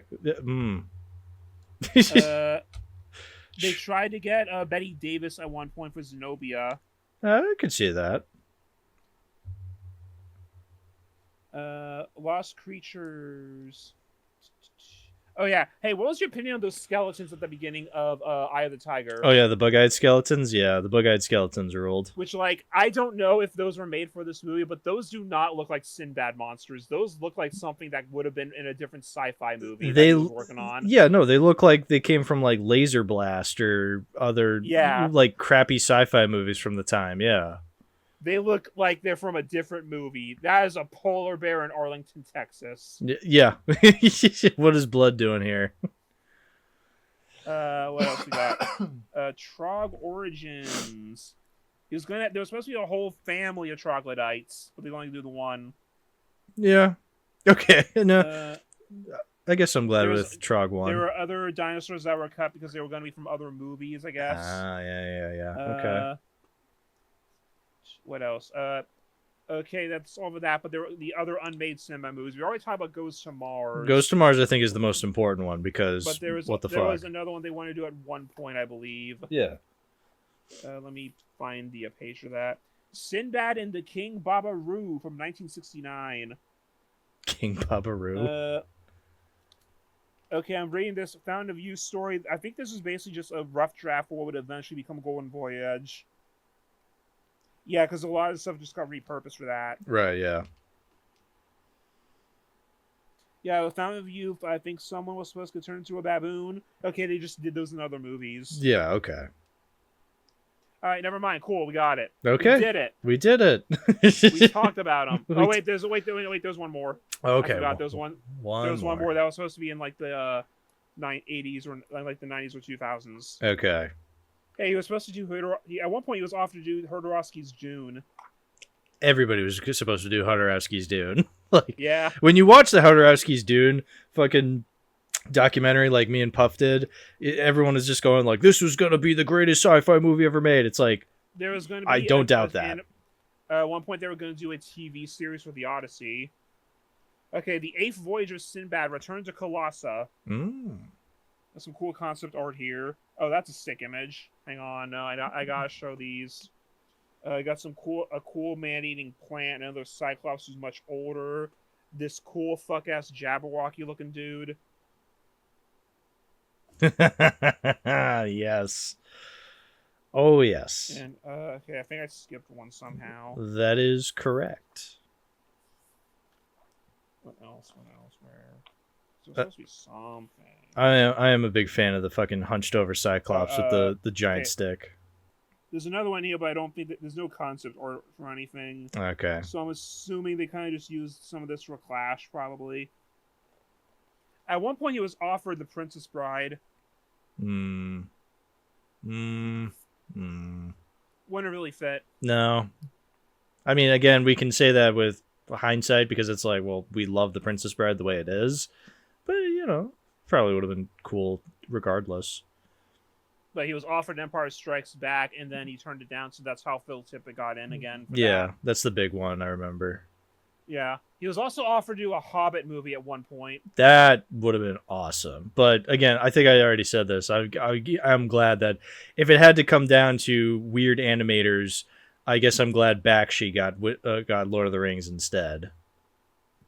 But yeah, it's like I would love to see like more like traditional adventurous swashbuckling stuff again. Yeah. Because like every time like nowadays, like if they ever try to do it, it's like they try to make it dark and like this ain't your daddy's Robin Hood. Yeah, it's just lame. Yeah, like, dude, I would just like to have actual Robin Hood at that point.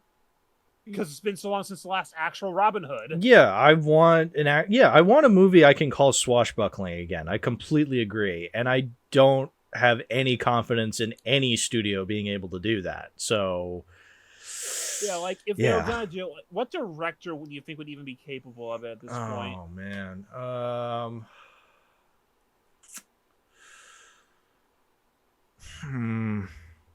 Yeah, like who would even be able to do like? If Joe Johnston was still kicking around, maybe him. Oh, dude, Joe Johnston, yeah, that'd be awesome. He did Rocketeer, which is basically like the last bastion of that kind of thing. Yeah, because you could see kind of some of that in his first Avenger movie when he did the Captain America movie. I would definitely describe as like action adventure, and that had a bit of like adventurousness to it. You know, it's not. Explicitly, it is mostly an MCU movie, but I feel like that was at a time before the MCU was, very cookie cutter and what it is now. It's like, I guess like you kind of have to make these period pieces, don't ya? Yeah. Oh yeah. Like, you kind of have to like go back to like the 30s or 40s at the latest to really do that well. Yeah. Maybe like, because like. You can't have iPhones in these kinds of things. That just ruins it. No, I mean, it's Sinbad, so it's swashbuckling, so it has to be, like, pirates. Even if I made, like, an original thing, though, it's okay, like, you're talking original. Yeah. Right. You try to do, like, an original thing, it's like, well, having access to the internet kind of, like, kills a lot of that. Right, yeah. Okay, yeah, you're saying, like, adventurous, like, yeah. Well, that's why Indiana Jones is kind of around that time, because it's, like, also because it was directly based on like the adventure serials. Right, the adventure serials. But you're right, like, yeah, I feel like you go any later, once you start introducing like phones and stuff like that, it does kind of take like the timelessness out of it. I guess like the only real comparable thing for modern days would be National Treasure. Yeah, and even then, the last time we got one was 2007. And like you can also tell, like even like this, like it doesn't really feel like the other kinds of these movies. No, but it is an adventure film. You're right. It's just, again, even then, that's still like, separated from time, like decades. And that's almost 20 years old now. Yeah,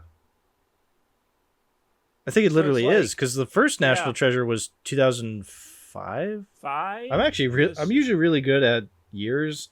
I don't remember.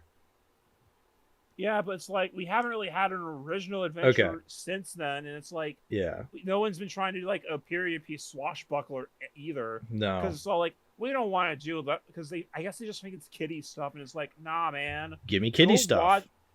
Go watch like the 38 Robin Hood. Like they're just slamming arrows into people left and right. Yeah. Well, first of all, the kiddie stuff makes bank. That's why they're making the Cocomelon movie. But like, make kiddie stuff that can appeal to everybody and not just the Cocomelon crowd. Well, because then it's not kiddie stuff anymore. They're calling it kiddie stuff when it's not. Right. Yeah. It's for everybody. Yeah. Give me everybody slop. Because they just don't do that anymore. Because at this point, it's like PG-13 is the everybody rating now. Yeah.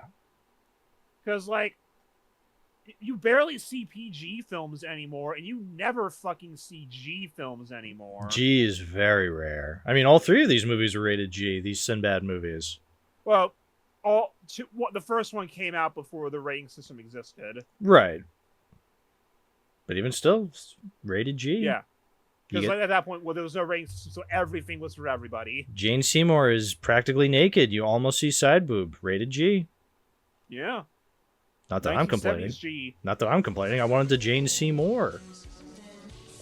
Bada bing, bada boom. Mr. Worldwide, want to step in the room. I think that's it. You know what? Now I think we can end the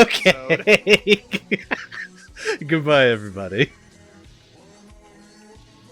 I'm glad we end on Jane Seymour's side boob.